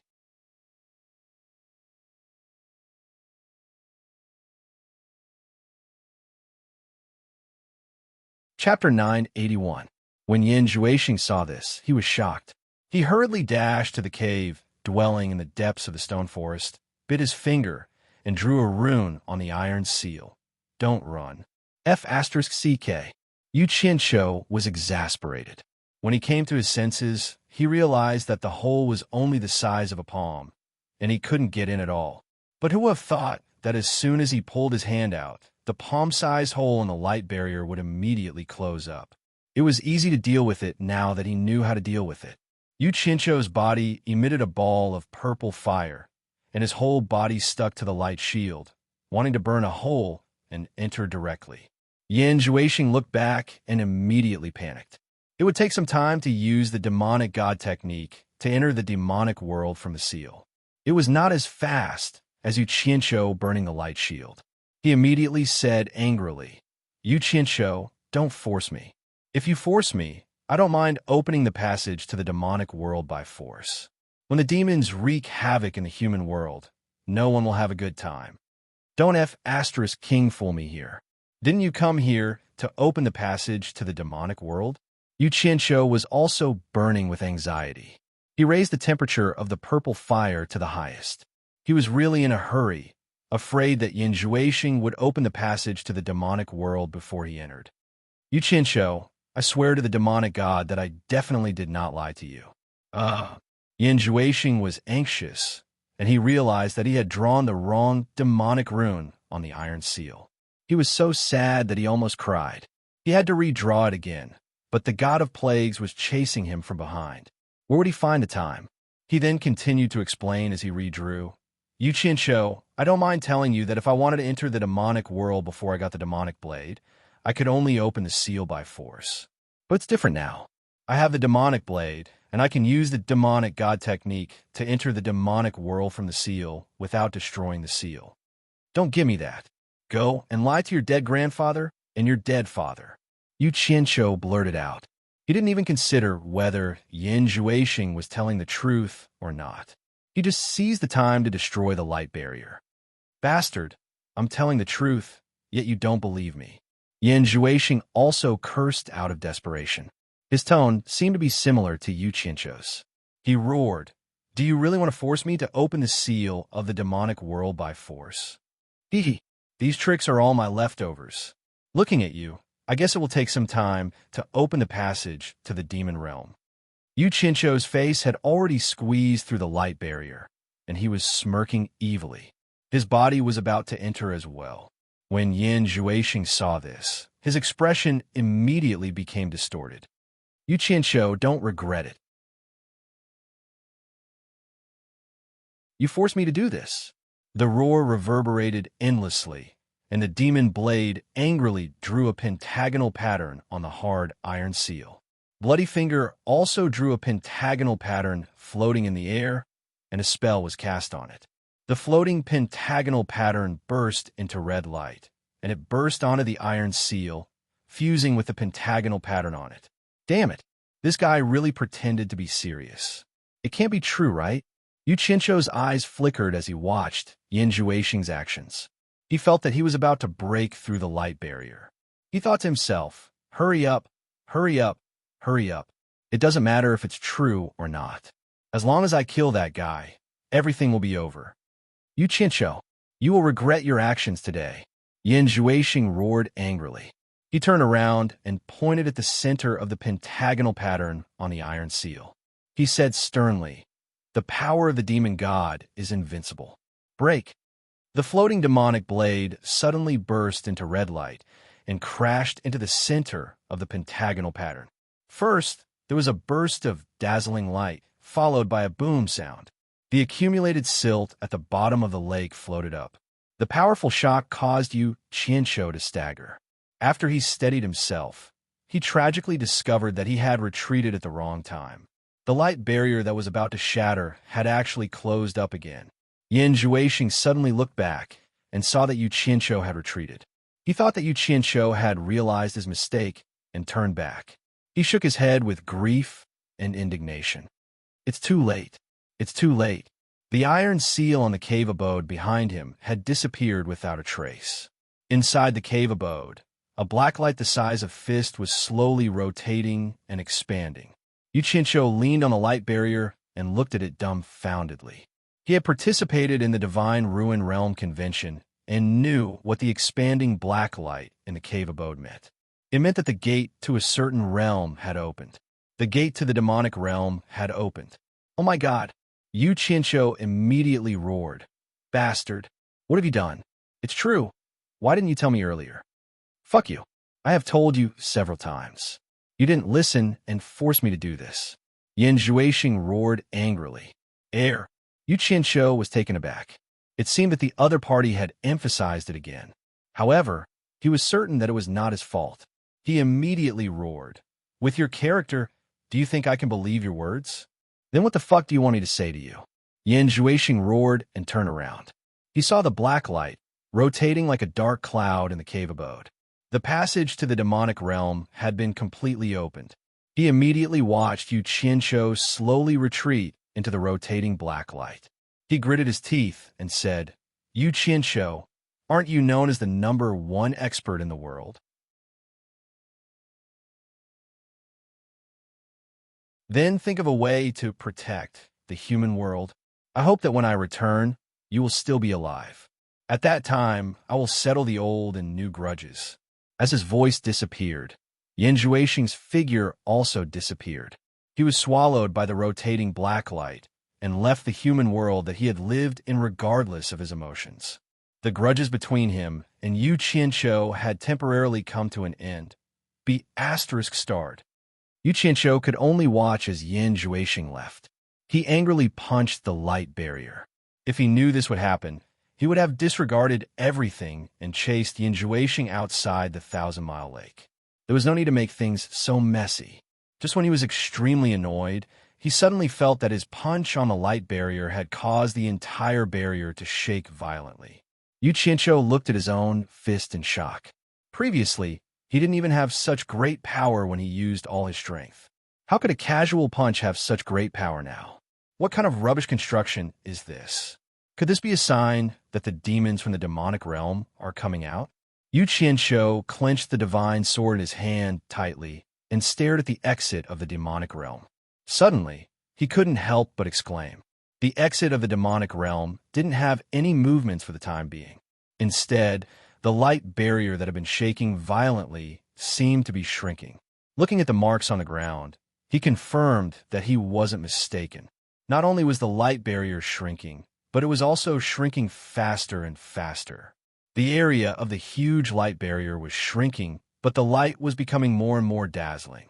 In a short moment, it had shrunk into a ball of strong light and condensed at the exit of the demonic realm. Immediately after, the strong light quickly rotated and suppressed the black light at the entrance. Boom! A loud sound burst out from the entrance of the cave. The light suddenly burst out and was so dazzling that Yu Qianqiu couldn't open his eyes.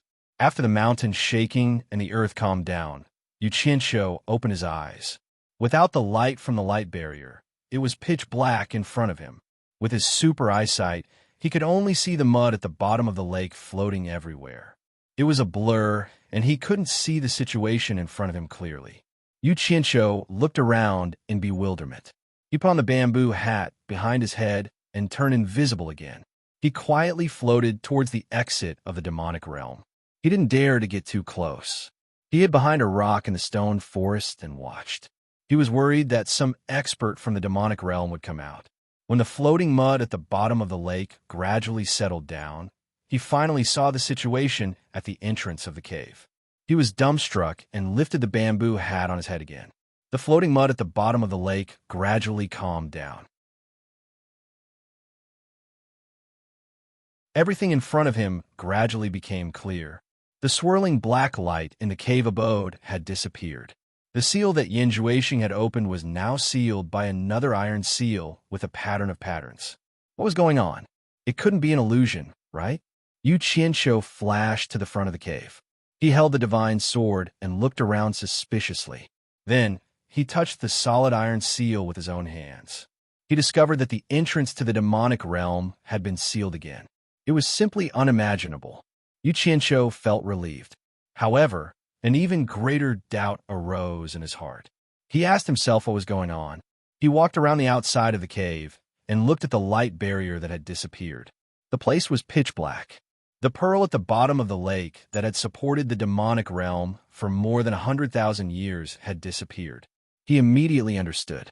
Needless to say, The mastermind behind the demonic realm being sealed again must be the person who laid the light barrier outside the seal.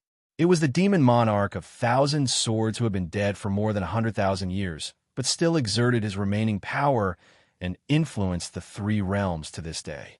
However, what Yu Qinshu couldn't understand was, could it be that the demon monarch of 1,000 swords knew that someone would open the demonic realm seal more than 100,000 years ago, so he made arrangements in advance?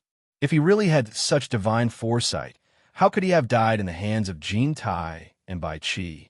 What puzzled Yu Qinshu the most was, why could Yin Juexing and his demonic blade easily break into the formation, but he himself couldn't break in even after expending so much effort and energy? Could it be that the demon monarch of 1,000 swords already knew that someone in the human realm could cultivate demonic arts? So he set up this formation to wait for the person who cultivated demonic arts to open the passageway to the demonic realm. Then, after the person entered the demonic realm, he sealed the demonic realm again so that the person in the demonic realm couldn't come out. Thinking about it, it seemed that everything was possible, but there were many doubts. However, there was one thing that he vaguely understood. After coming into contact with a light barrier, he vaguely felt that the formation of this light barrier was related to the purple flames in the world. Otherwise, how could the purple flames fuse and break something that even a divine sword couldn't break? There is also the heaven and earth universe formation set up in the Eastern Holy Lands. It was also set up using the energy of the purple flames of the world. These two formations were undoubtedly created by the Myriad Swords Demon Lord. It was very obvious that the Myriad Swords Demon Lord had some understanding of how to use the energy of the purple flames of the world. The heaven and earth Chinkun array was like this, and so was the array at the entrance of the demon realm. Could it be that the demonic ghost immortal execution array and the soul transforming smoke array outside the immortal ascension stage were also like this? If everything related to the demon lord of 10,000 swords was related to the purple fire energy, then would the release of the divine dragon locked underground also be related to the purple fire energy? If this assumption was true, then the things that happened in these places were more or less related to him, and he just so happened to know how to use the purple flames. Didn't that mean that all the blame was on him?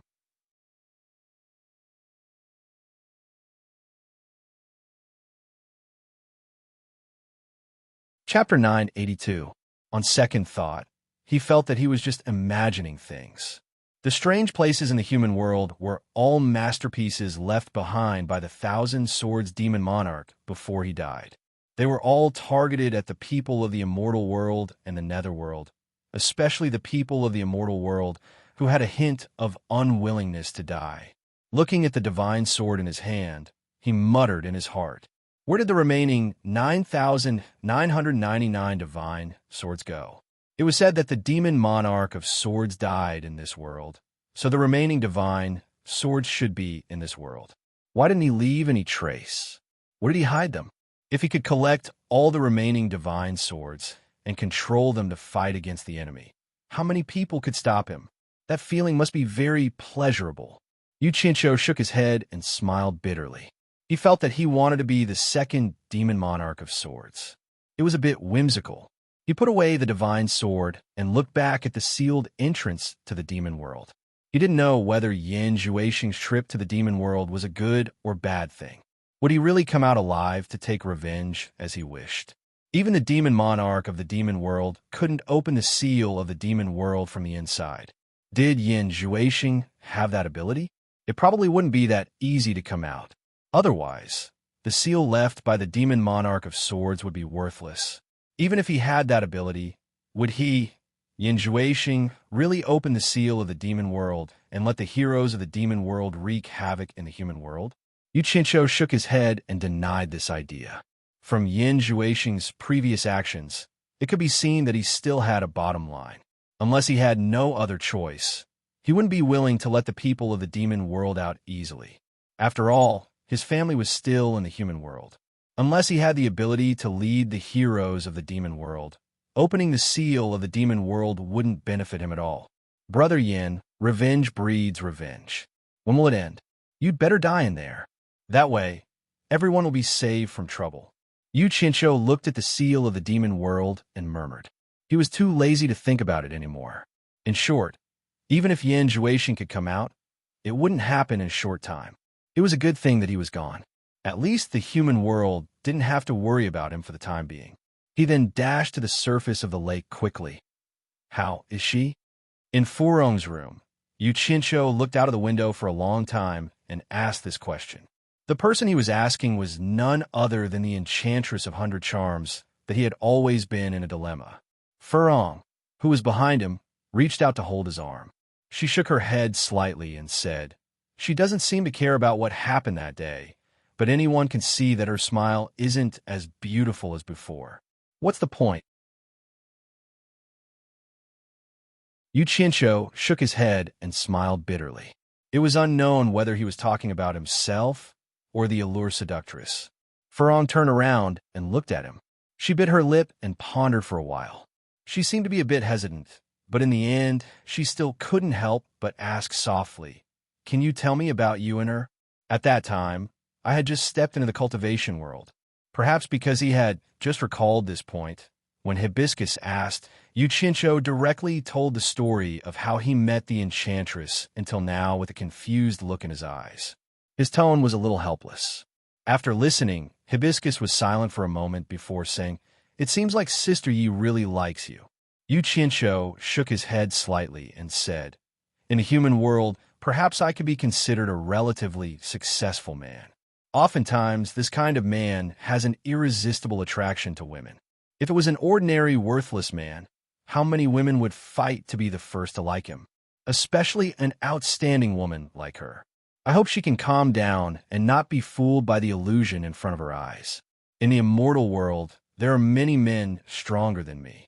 Perhaps when she sees them in the immortal world, then everything will pass. It's just a momentary impulse.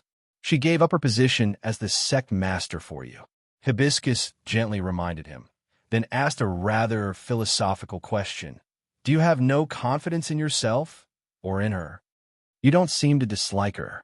These words seemed familiar. He seemed to have heard them in his previous life. Yu Qianqiu turned his head to look at her in surprise. He smiled faintly and said, "It's said that silent people are the best at observing and thinking. I've somewhat underestimated you. No matter when, no matter what you do, I will never underestimate you." Hibiscus lowered her head and softly muttered. Then she raised her head and said, "You should go see her." Yu Qianqiu hesitated for a moment, then nodded and said, "Let's go together." The reason why he called Hibiscus to go together was because he didn't want to face the temptress alone. However, when he knocked on the door of the temptress's room, he found that there was no need. The women were all in the temptress's room chattering, thinking of ways to make her happy. Seeing that Yu Qianqiu had come, the women looked at him and then at the temptress.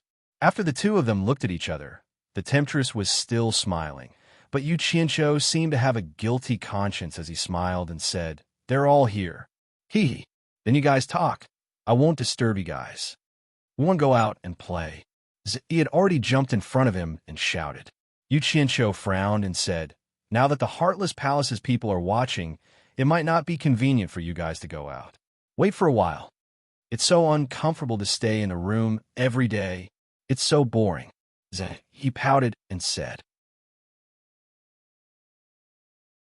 Yu Qianqiu looked at the women and said hesitantly, "Do you want me to teach you guys a fun game?" The women looked at each other, but Ziyi's eyes lit up and she cheered. Okay. Wait for me for a while." After saying that, Yu Qianqiu left. After about an hour, he came back with a box and walked to the table in the living room. He opened the box and poured out a pile of small purple cubes. The women surrounded him curiously, and they all looked confused. They didn't know what it was. Ziyi reached out and grabbed a handful and said with her eyes wide open, This is made from the bamboo of the purple bamboo forest. You chopped my master's purple bamboo?" Yu Qianqiu did go to the South Sea purple bamboo forest to make this thing. He said disapprovingly, "There are so many bamboos, and they can't be eaten. What's wrong with chopping one? Why are you being so long-winded?" If you don't want to play, then go away. Who said I don't want to play? It's just that when Master finds out, he will definitely scold me. Ze pouted and flipped the things in her hands. She realized that there were all kinds of patterns carved on them. Suddenly, she said in surprise, 80,000, 30,000 east.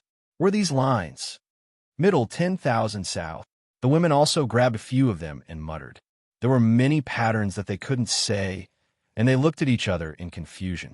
It seemed like no one could recognize what Yu Qianqiu was making. Wow, bamboo, it's purple bamboo. I want to eat tender bamboo.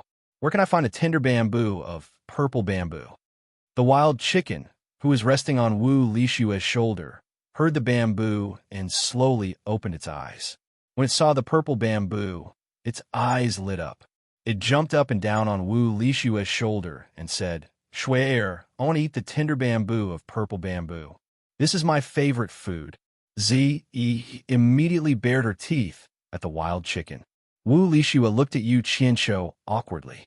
Yu Qianqiu touched his chin and said, Wild chicken, how much do you know about this purple bamboo? The wild chicken's eyes showed that it was thinking like a human. It then shook its head and said, I have a vague impression of it, but I can't remember. Maybe after I go through another calamity, I will remember. Bad guy, did you get this bamboo? Where did you get it? Take me there. I want to eat it.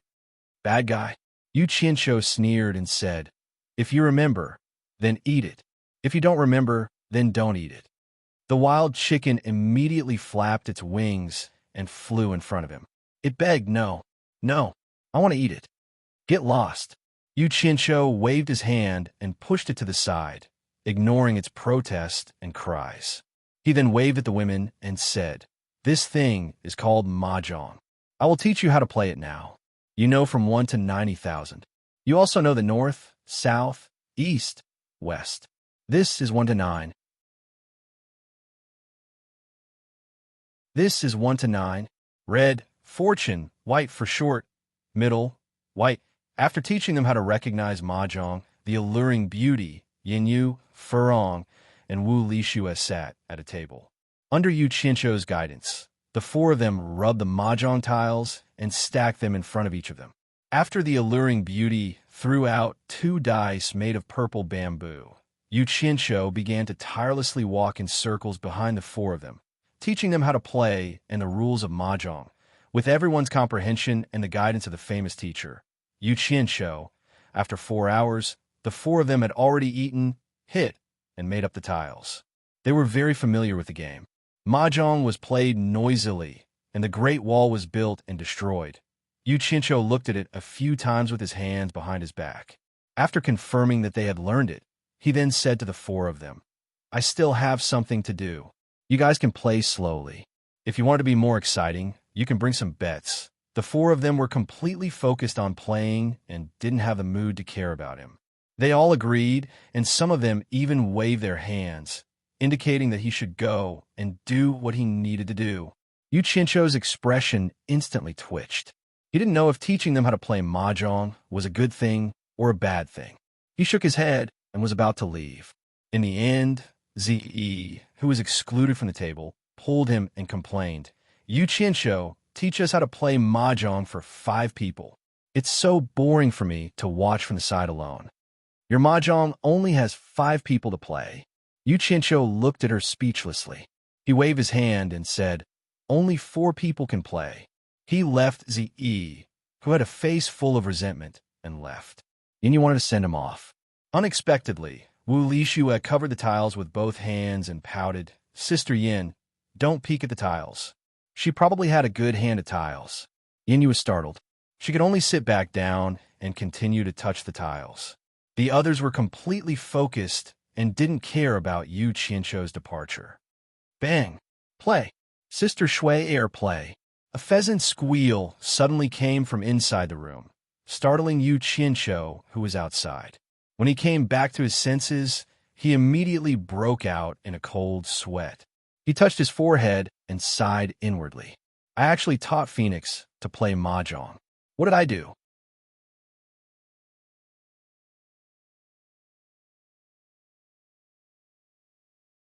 Chapter 983. In the Divine Ruin Realm, In a huge space under a valley, more than 1,000 people were gathered together. Zhang Peng led Yu Qianqiu through the crowd and introduced as they walked. A total of 1,131 temple-colored spiders have hatched. These little things are indeed very ferocious, but as expected, the first person they see after hatching is like their biological parent. Yu Qianqiu nodded slightly. From time to time, he would stop to look at the fist-sized, colorful, and hairy spiders that were climbing on his team members' shoulders. When he got a little closer, the little fellows would immediately scream and wave their sharp forelimbs, assuming an attacking stance. They had a strong desire to attack, and their ferocious nature was undoubtedly revealed. The team member that Yu Qianqiu was facing immediately shushed him.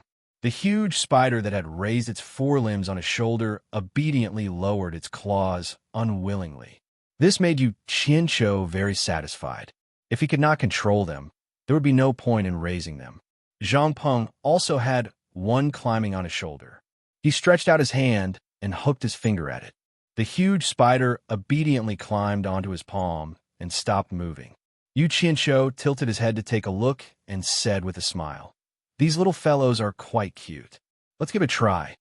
This was the second time he had come to see the temple-colored spiders after they hatched. The first time was when he had just hatched and was still in the process of getting along with the team members who had tamed them. This time, when he heard that they could listen to simple instructions, he could not wait to broaden his horizons. Zhang Peng walked out of the team and clapped his hands. Immediately, 10 team members came out from the basement opposite him. Each of them dragged out a metal cage, which contained the young of 10 types of ferocious beasts, including a python, a scorpion, and a toad. Although they were still small, they were much larger than the tiny temple-colored spiders. The army of heroes had already begun to hunt some ferocious beasts in the ruins of God, so it was naturally not a problem to capture some small things. Even though they were still young, each and every one of them was restlessly rolling around in the cages. See, gua gua. They kept banging against the iron cages. It was as if the nature of ferocious beasts was on full display. Dragging these things out was naturally to let the little colored spiders test their skills. The reason why they did not use the big guys to test them was mainly because they were still small and they were afraid that they would accidentally die. Zhang Peng gestured to the 10 team members who were pulling the cages. The 10 team members immediately opened the cages and dodged to the side. Almost at the same time, when the 10 beasts crawled out of the metal cage, the 1,000 or so team members gave instructions to the temple rainbow spiders on their shoulders. The temple rainbow spiders immediately climbed down from their masters' bodies. In an instant, the group of fellows ran out from under everyone's feet. Their 8 long legs were red with excitement as they charged toward the 10 ferocious beasts. The ground trembled slightly like sifting beans. A large group of colorful, furry, long-legged fellows rushed forward without any regard for their lives. This scene caused Yu Qianqiu's scalp to go slightly numb. Just imagine how it would feel if this group of little fellows climbed onto his body. The 10 ferocious beast cubs immediately sensed danger. They stuck out their tongues, raised their pincers, flashed their claws, and bared their fangs.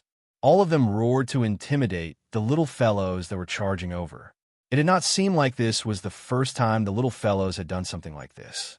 They did not charge forward recklessly. Instead, they dispersed with great tacit understanding. They split into 10 groups and surrounded the 10 ferocious beast cubs. They were not in a hurry to attack. Instead, they constantly advanced and retreated from all directions to lure the beasts, causing the 10 ferocious beasts to constantly circle in vigilance. It was as though they could not look at each other. The coiled python seemed to be angered by the little colorful spiders. It attacked with its head and bit one of the little colorful spiders that came over to tease it.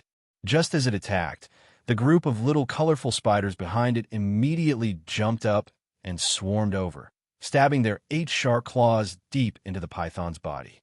The coiled python immediately let out a tragic cry and quickly rolled around. However, these little fellows were born with iron bones and were not afraid of being hit. After their claws stabbed into the python's body, they refused to let go. Instead, They opened their fangs and bit wildly. What was even more terrifying was that the little colorful spider in the python's mouth did not take advantage of the python's opening mouth to scream to escape. Instead, it desperately burrowed into the python's mouth, stabbing its sharp claws continuously into the python's lower jaw. As the python rolled around, it immediately alarmed the other ferocious beasts that were surrounded. Seeing how fierce the little fellows were, they all fled. In particular, the giant scorpion's carapace was extraordinarily hard. It used its two large pincers to open up a path and immediately knocked over many of the little fellows. However, the little fellows had their own methods. They immediately spat out countless spider webs, forming a large net that trapped the escaping giant scorpion. A group of them desperately tried to hold it back, while another group immediately took advantage of the opportunity when the giant scorpion's limbs were tied up to jump up and use their sharp claws to stab it. In just a short while, the battle was over. The corpses of the 10 ferocious beasts were covered with little colorful spiders, and their sharp jaws were constantly biting.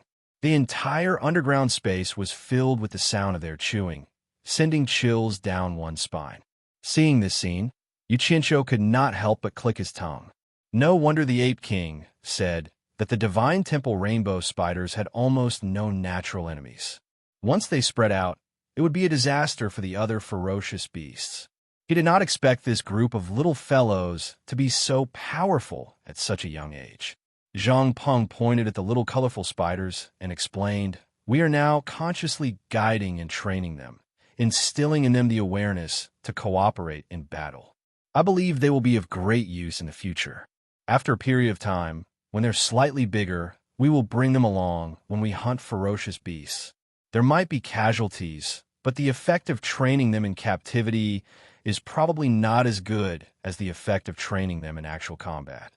As expected of someone who had led troops to war, Yu Qianqiu looked at him in admiration and said, "We are not raising them to spin webs to catch mosquitoes in the future. We are raising them to be of great use. Casualties are allowed." "Understood, but there's a problem." Zhang Peng gestured and said, "Master said that these Divine Temple rainbow spiders can grow this big, but how many years will it take for them to grow this big?" Yu Qianqiu immediately took out a storage bracelet that he had prepared in advance and handed it to him. "I have already considered this problem. Inside is the myriad beast pill that is commonly used in the celestial world to tame ferocious beasts. It can speed up their growth. However, you have to control the dosage. Each colorful spider can only eat one pill per month. If you eat too much, it might cause them to suddenly die." While the two of them were talking, the group of little fellows had already gnawed the 10 ferocious beast corpses into piles of white bones. There was not even a speck of meat left on the bones. Moreover, the bones were also full of holes from their claws. Under Zhang Peng's command, the little fellows' respective masters also gave their orders. Immediately, they ran back one by one, covered in blood, and climbed onto their master's shoulders. They bared their fangs and brandished their claws, looking very ferocious.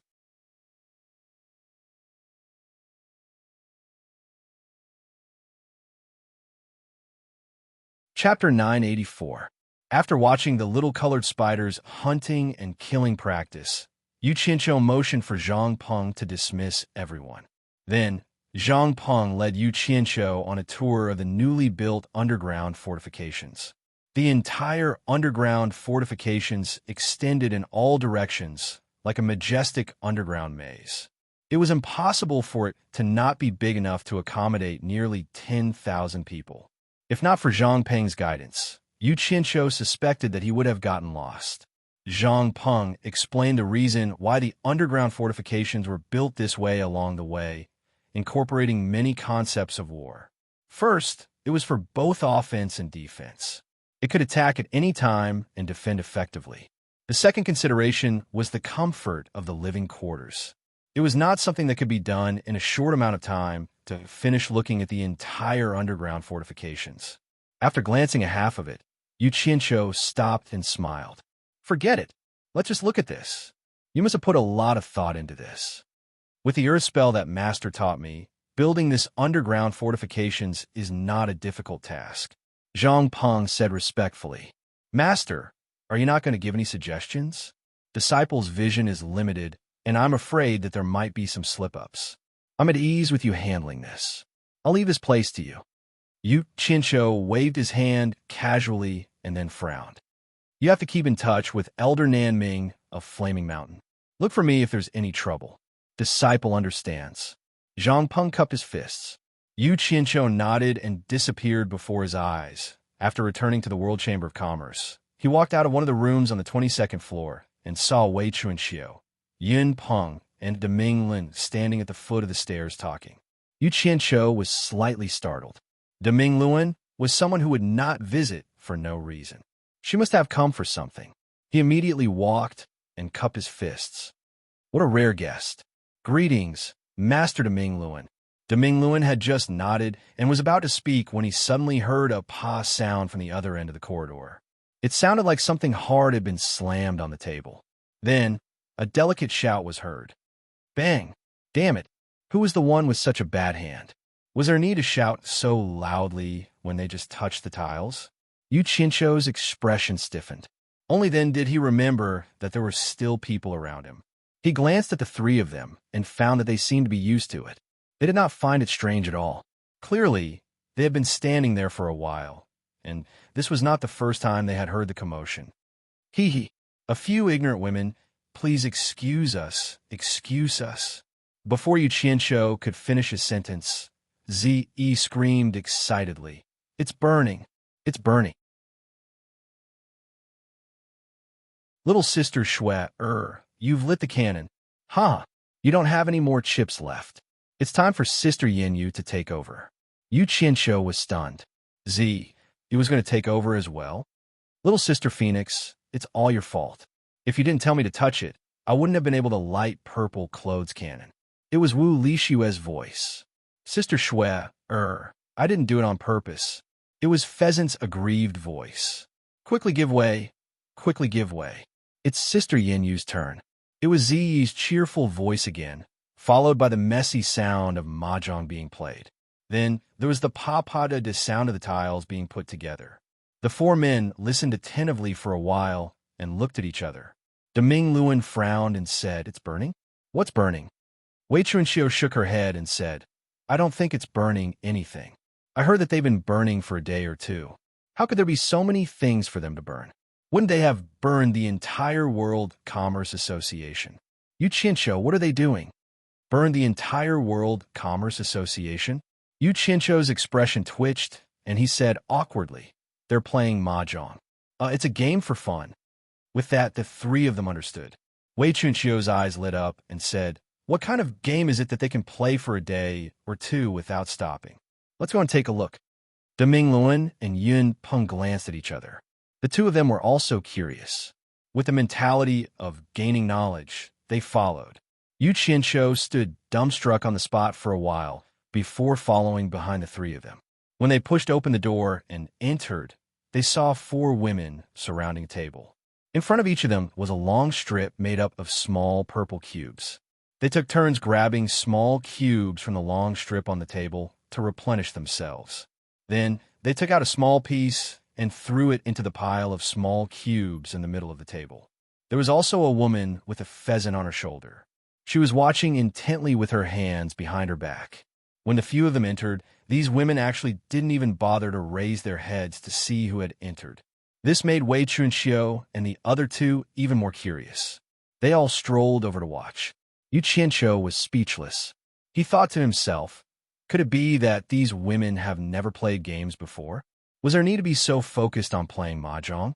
He immediately coughed and said, Let's stop for a moment. Let's first greet the seniors. When the women looked up, they immediately stood up and bowed. However, they didn't forget to buckle their mahjong tiles in front of them. This action made Yu Qinshu's eyelids twitch. He coughed again and introduced them to Deming Lin and Yun Peng. As for Wei Chunxiu, they already knew him. You don't have to be so polite. You guys continue playing. I'll just watch from the side. Wei Chunxiu made the decision and gestured for them to stop. Then, she walked to the table and picked up a purple cube to see what it was. Unexpectedly, the pheasant on Wu Lishue's shoulder suddenly shouted, "Green bat, put it down. Don't peek at the tiles." Wei Chunxiu was startled. The pheasant's words seemed to have some effect on him. He immediately buckled the tile back. The Deming Luan looked at the pheasant curiously. He noticed that it wasn't even at the immortal realm, but it could speak the human language. He immediately classified it as a normal beast cultivator because he had never seen a phoenix before. Seeing the women's uneasiness, the Deming Luan lost interest in watching anymore. He immediately said to Yu Qianshou, "Come out for a moment. I have something to talk to you about." Then the four men walked out. Yu Qianshou asked while walking, "What business does the Deming Luan's wielder have with this junior?" The Deming Luan suddenly stopped and stared at Yu Qianshou for a moment. Then he said in a deep voice, "I have the immortal emperor's decree to find you." Yu Qianshou cried out in surprise. All kinds of thoughts flashed through his mind. After looking at Yun Peng and Wei Chunxiu, he saw that their expressions were a bit strange. It was clear that they already knew why the immortal emperor was looking for him. He immediately became suspicious and said, "The immortal emperor is looking for me? That's impossible. The wielder isn't joking, right?" "It's not a joke." The Deming Luan frowned and said, "I won't say any conventional words. Let's be frank. The immortal emperor has decreed that you must compose a song and present it to the immortal emperor and immortal empress Ji Wu at the wedding ceremony. That's it." Yu Qianshou's mouth was wide open. After a while, he slowly said, "Why? Let me tell you this." The Deming Luan paused and explained, "After the World Commerce Association's Miss Liu was taken away by immortal empress Ji Wu, immortal empress Ji Wu really liked the song she played. Later, she found out from her that the songs she played were all composed by you. So, she asked the immortal emperor to let you compose a song that will be passed down for generations to add color to the wedding ceremony. The wedding ceremony is not a child's play. It concerns the immortal emperor's face. For this reason, the immortal emperor personally listened to the Miss Liu play a few songs. He was very satisfied and praised it as the sound of nature. He also praised immortal empress Ji Wu for her good taste. After the immortal emperor confirmed from the Miss Liu that the songs were all composed by you, he immediately summoned me. That's what happened." "Tsk tisk," Wei Chunxiu exclaimed and said with a teasing tone, "Yu Qianshou, I've known you for so long. How come I didn't know you could play such a literary thing? You really can't judge a book by its cover."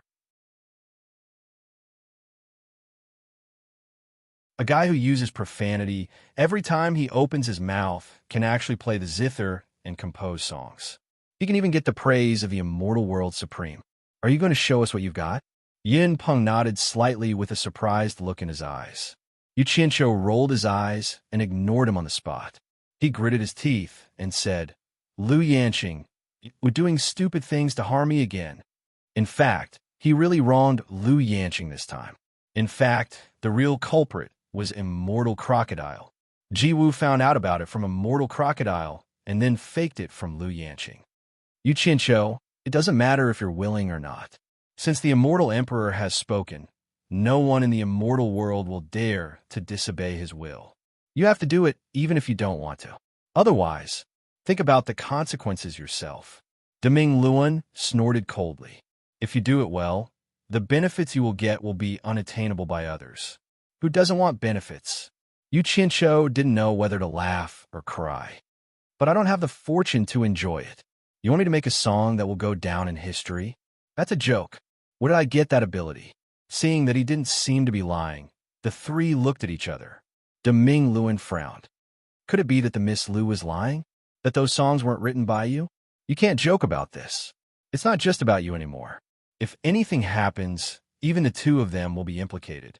He pointed at Wei Chunxiu and Yun Peng. Yu Qianshou was startled. He said helplessly, "I did it, but I didn't ask her to spread it around." He couldn't say it out loud. If he was dealing with an ordinary person, he could just plagiarize one or two songs from his previous life. But the Immortal Emperor wanted him to make a song that would go down in history. Was there a song that would go down in history in his previous life? Hearing him say this, Deming Luan heaved a sigh of relief and said, "Since it was done by you, then do your best. I'm not forcing you to do it immediately. There's still half a year until the wedding." Then he smiled meaningfully. "This matter will be of great benefit to you. Can't you see it?" "What benefit?" Yu Qianqiu was stunned. Deming Luan said indifferently, "How many people in the immortal world can get the immortal emperor's decree to do things? With this decree on you, who would dare to touch you? Plus, the entire immortal palace will have to cooperate with you. Isn't this a great benefit?" Yu Qianqiu's eyes suddenly lit up. His expression didn't look awkward at all. He licked his lips and said, "In other words, during this period of time, I can do whatever I want in the immortal world?" Deming Luan frowned and said, "Doing whatever you want is a bit too much, but as long as it's not too much." Before he finished speaking, Yu Qianqiu had already rolled up his sleeves and interrupted him arrogantly. "Heartless Palace. Damn it. Help me destroy the Heartless Palace first."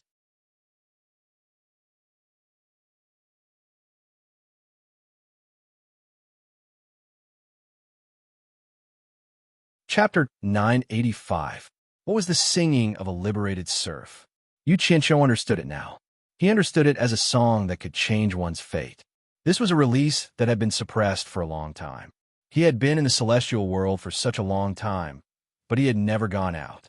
Because he had offended the Heartless Palace, he had been trapped in the hallucinatory immortal city. Today, now, he suddenly felt that the sky was high and the earth was wide. He could go anywhere and show off his skills again. How wonderful would it be to use the power of the Celestial Palace to get rid of the Heartless Palace? Yin Peng and Wei Chunqiu looked at each other. Wei Chunqiu chuckled. "That's a good idea.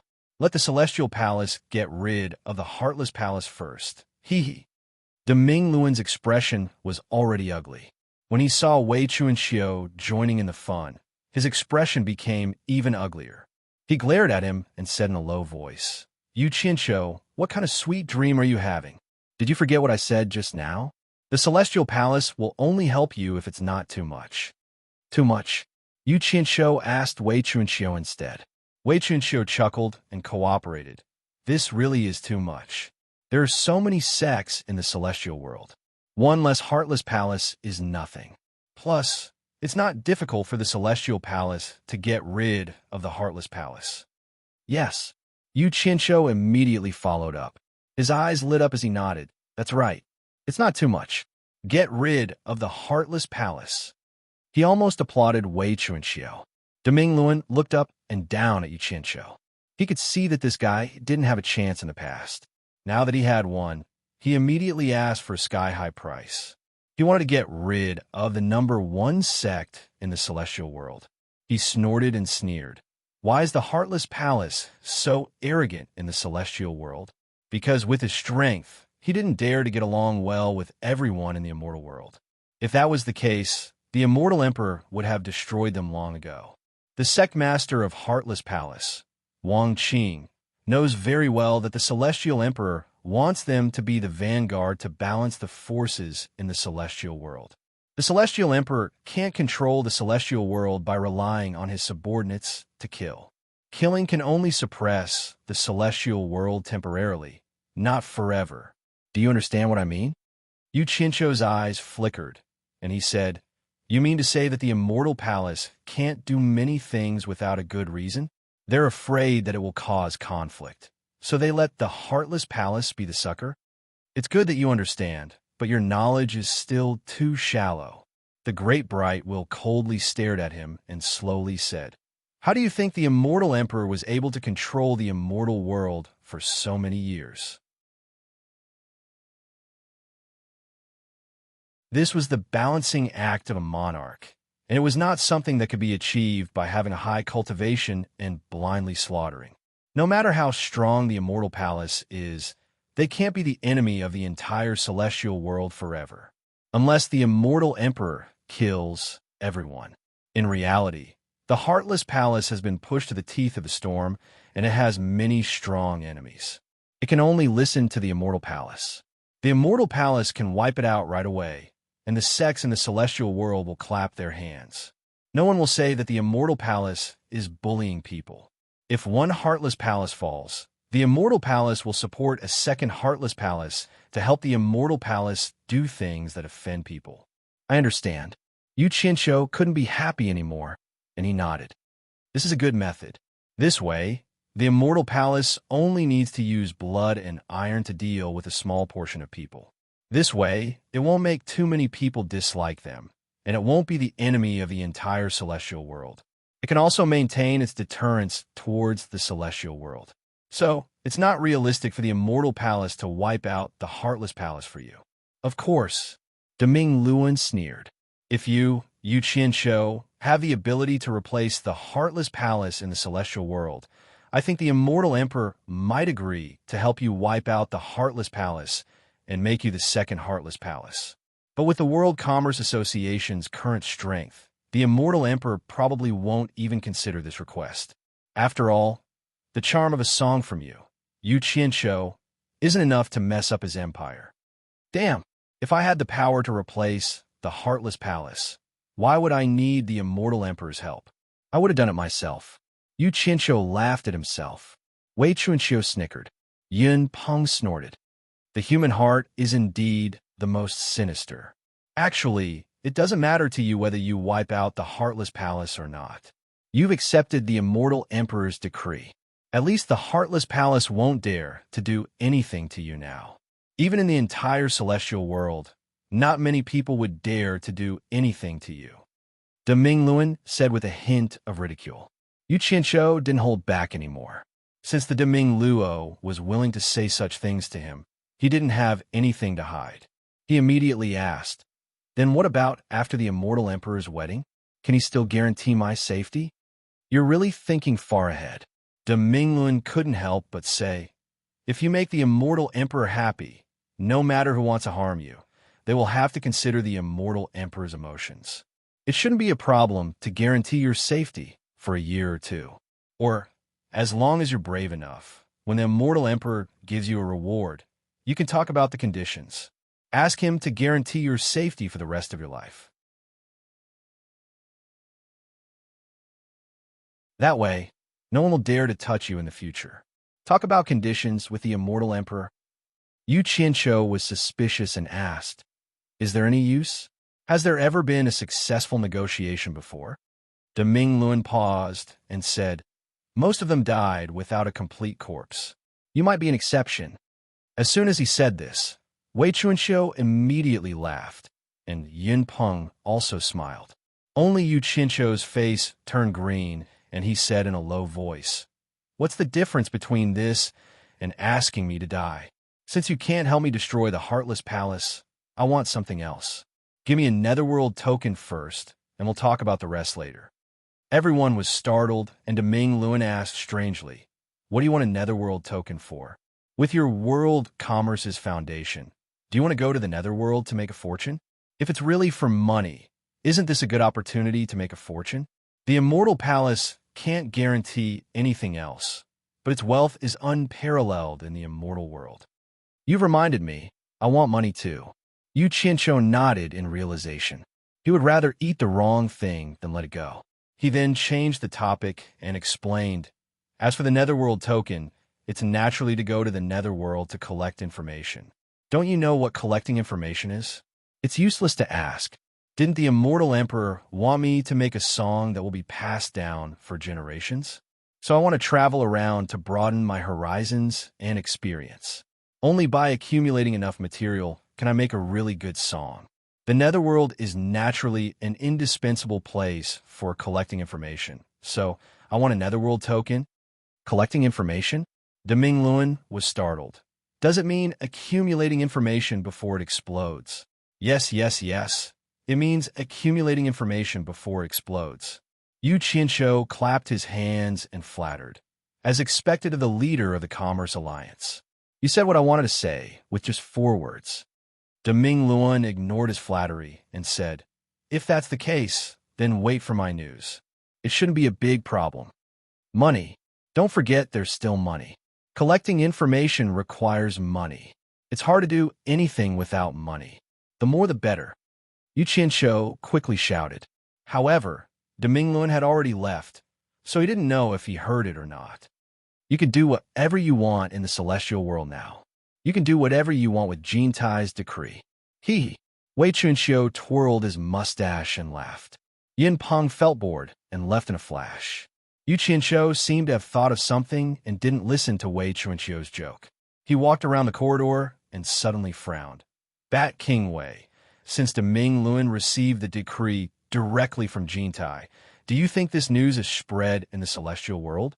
Wei Chunxiu was startled and said, "It probably hasn't spread out yet." But do you hope it has? Or do you hope it hasn't? Of course I want to spread. No, I have to ask someone to help me spread the news. Yu Qianqiu thought for a while and then left excitedly. Wei Chunxiu was left alone in the corridor. Just as he was about to go back to where he was supposed to go, he suddenly heard a pause sound of something hard hitting the table. Ziyi's extremely wild laughter came. "Touch yourself." "Touch myself?" Wei Chunxiu's mouth twitched.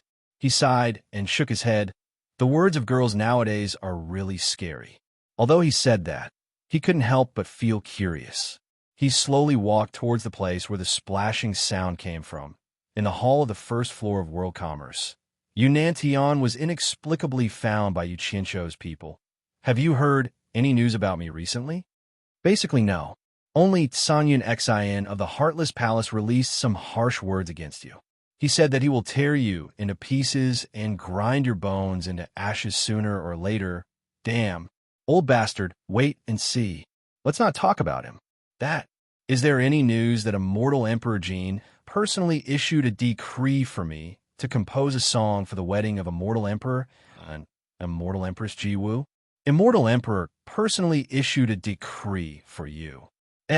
How is this possible? Where did the Punishment Master hear this from? Bullshit. This is not a rumor. This is reliable news. Here's the thing. Just do this for me."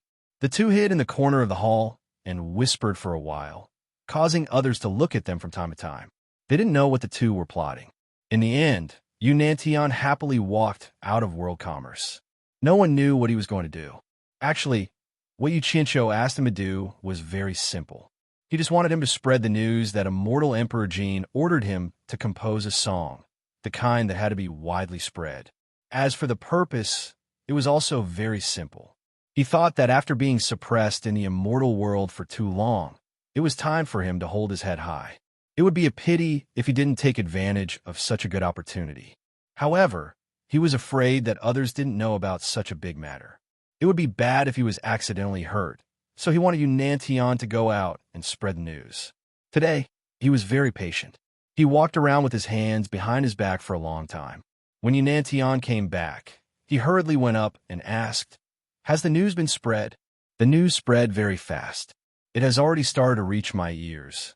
Yunnan Tian smiled. Not bad. Not bad. You do your thing. I'm going out for a walk." Yu Qianqiu whistled and walked out of World Commerce with his hands behind his back. Looking at his behavior, no one knew what he wanted to do.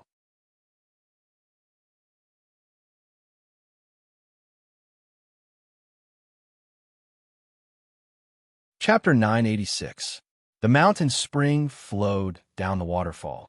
Under the impact of the water, the four words, World Commerce Association, were still majestic and showed the vitality of the World Commerce Association. The creator of these four words was standing on top of the waterfall with his hands behind his back, enjoying the bright sunlight and breathing in the free air. The waterfall flows down 3,000 feet, like the Milky Way falling from the 9 heavens. Good poem, good poem. The poetic Yu Qianqiu couldn't help but praise himself. He glanced at the four people staring at him from the sky. From their clothes, they were still disciples of Heartless Palace. He couldn't help but mutter in his heart. With the power of Heartless Palace, it was impossible that they hadn't received the news. This Qing Yin Xin was probably still verifying the credibility of the news. Otherwise, he wouldn't dare to send people to watch him after he knew that he was working for the Immortal Emperor. F***CKU. Who's afraid of who? I'm the Imperial Envoy now. A stream of light shot out from the waterfall and flew directly towards the central plaza of Hallucination Immortal City. The sea of clouds was vast and mighty.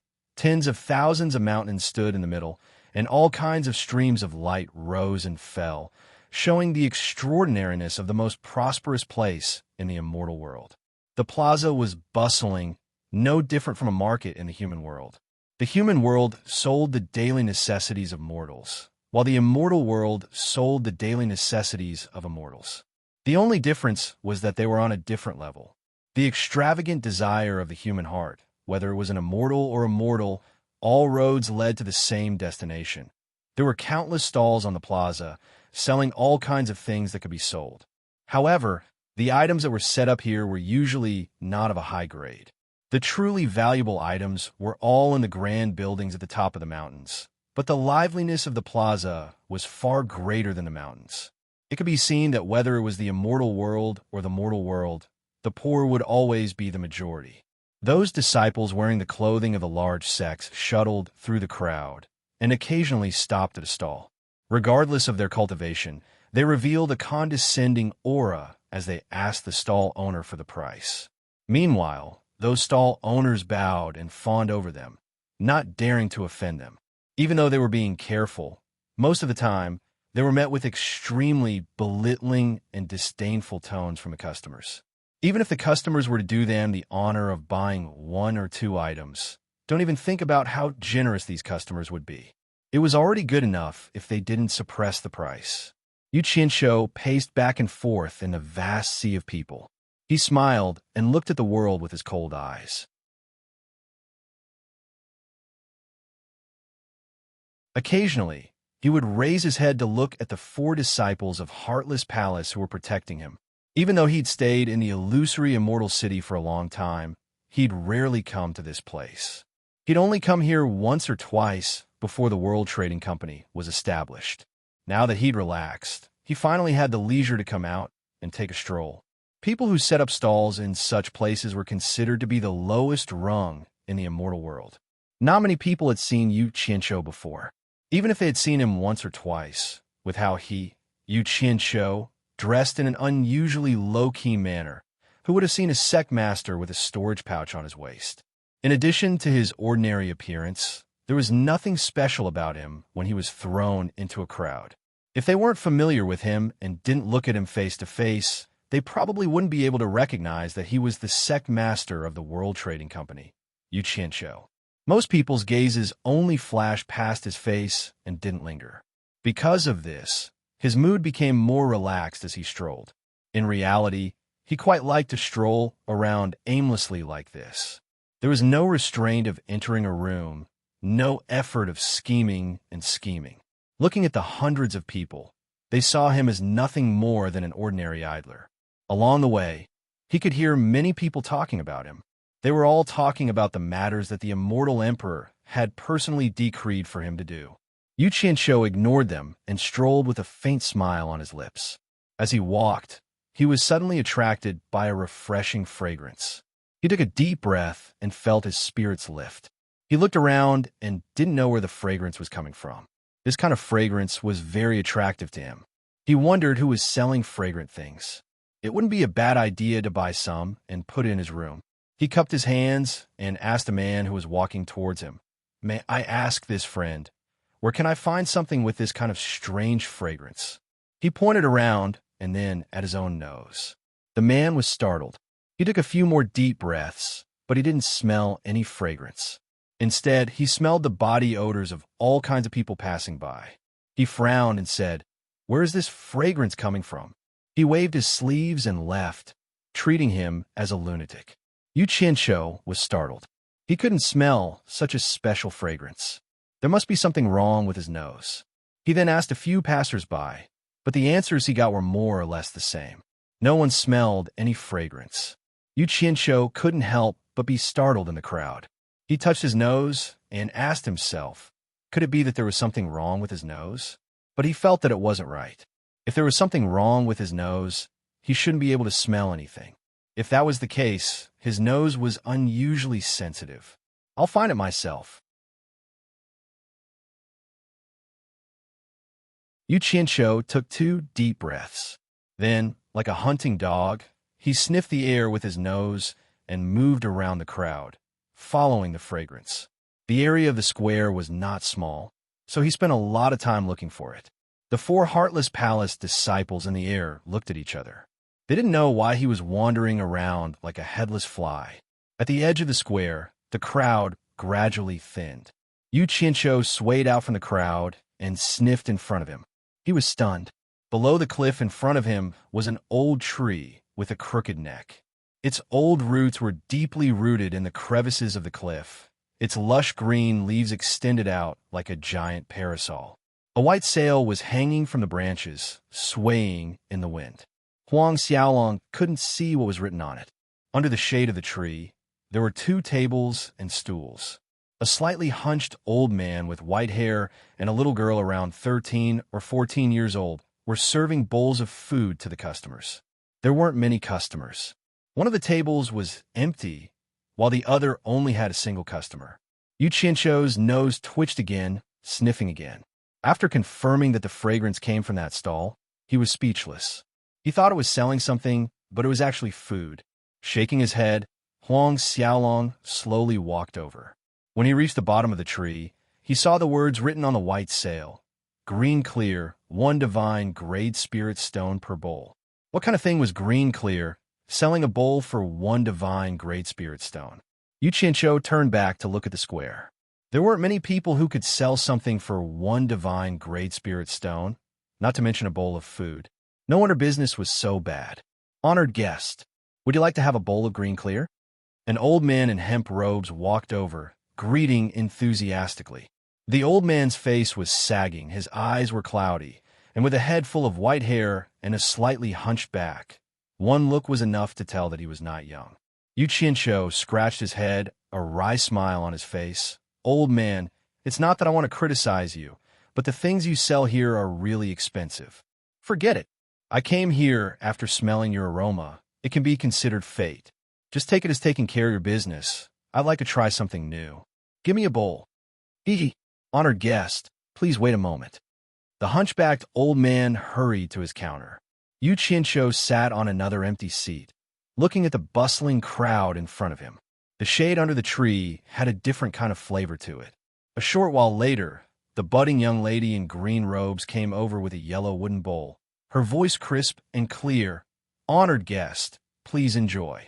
Inside the bowl was a wooden ladle soup of the same color, and inside the bowl was a lush green jelly that was pleasing to the eye. A refreshing fragrance assaulted his nostrils. Yu Qianqiu's eyes lit up. It was the same fragrance he had smelled earlier. He hoped this fragrance was worth a divine great spirit stone. Picking up the ladle soup, he scooped up a spoonful of lush green jelly, but when it reached his mouth, he couldn't help exclaiming in surprise. He sniffed twice with his nose and discovered that the refreshing fragrance did not come from this bowl of green clear, but he tilted his head and sniffed at the green-robed young lady who had just turned to leave. He couldn't resist putting down the bowl and sniffing behind the young lady's butt, smelling like a pig snoring. How could the green-robed young lady not notice? Startled, she spun around, but seeing Huang Xiaolong's lecherous appearance, she retreated in panic. What are you trying to do? Grandfather. She was completely treating him like a pervert, guarding against him. Yu Qianqiu blanked for a second. Looking at this young lady's delicate features and fair skin, it was obvious she was a beauty in the making. When she grew up, she would definitely be a beauty. Huang Xiaolong waved his hand awkwardly. Don't misunderstand, don't misunderstand. No matter how much of a pervert he was, he had not fallen to the point of laying his hands on a young lady. The slightly hunchbacked old man also put down the work in his hands, blocking in front of the green-robed young lady, asking solemnly, Honored guest, why are you doing this? The customers at the other table snickered, winking at Yu Qianqiu as if they were kindred spirits. Yu Qianqiu couldn't be bothered with him. He cupped his hands at the grandfather-granddaughter pair. I'm really ashamed. Please don't misunderstand. It was because I smelled a sweet fragrance. That's why I followed it here. I thought it was the fragrance from the bowl, but when I picked up the bowl just now, I realized that the fragrance came from this young lady, so I couldn't help but sniff a few times. My apologies for being abrupt. Please don't misunderstand." After saying that, he obediently returned to his seat. The hunchbacked old man's eyes suddenly flashed with a bright light. He sized up Yu Qianqiu with a meaningful gaze, then turned to the green-robed young lady and chuckled. "Lure, don't be nervous. It's just a misunderstanding." The customer at the other table suddenly picked up his bowl and sat next to Yu Qianqiu, smiling as he transmitted his voice. "Brother really has a good eye. The excuse of smelling a beauty is not bad. But there's a first-come, first-served rule for everything. I saw this little beauty first. I'm Wangu Tong's disciple. My apologies." Yu Qianqiu glanced at the person's robe, but didn't say anything. He scooped up a spoonful of the green liquid and put it into his mouth. As a result, it melted in his mouth, turning into a refreshing liquid that flowed into his stomach. At the same time, his mouth was filled with a natural sweetness that lingered in the aftertaste. The taste was indeed not bad. He picked up a few spoonfuls of the green liquid and slowly savored the aftertaste, seeing that Yu Qianqiu was ignoring him. The person at the side was about to flare up, but he noticed that he couldn't see through Yu Qianqiu's cultivation. So he swallowed his anger and slapped the table. "Bill!" The green-robed young lady ran over, clasping her hands excitedly. Her sweet voice sounded, "One piece of divine grade spirit stone." It was as if she had never seen money before. You're tuning in to the Romance Rendezvous YouTube channel. We're so grateful for your support, and don't forget to subscribe to join us on this incredible journey through captivating stories. Your generosity through donations truly makes a world of difference, as it's the primary source of revenue that allows me to expand and enhance this channel for you. Thank you from the bottom of my heart for being a part of this adventure.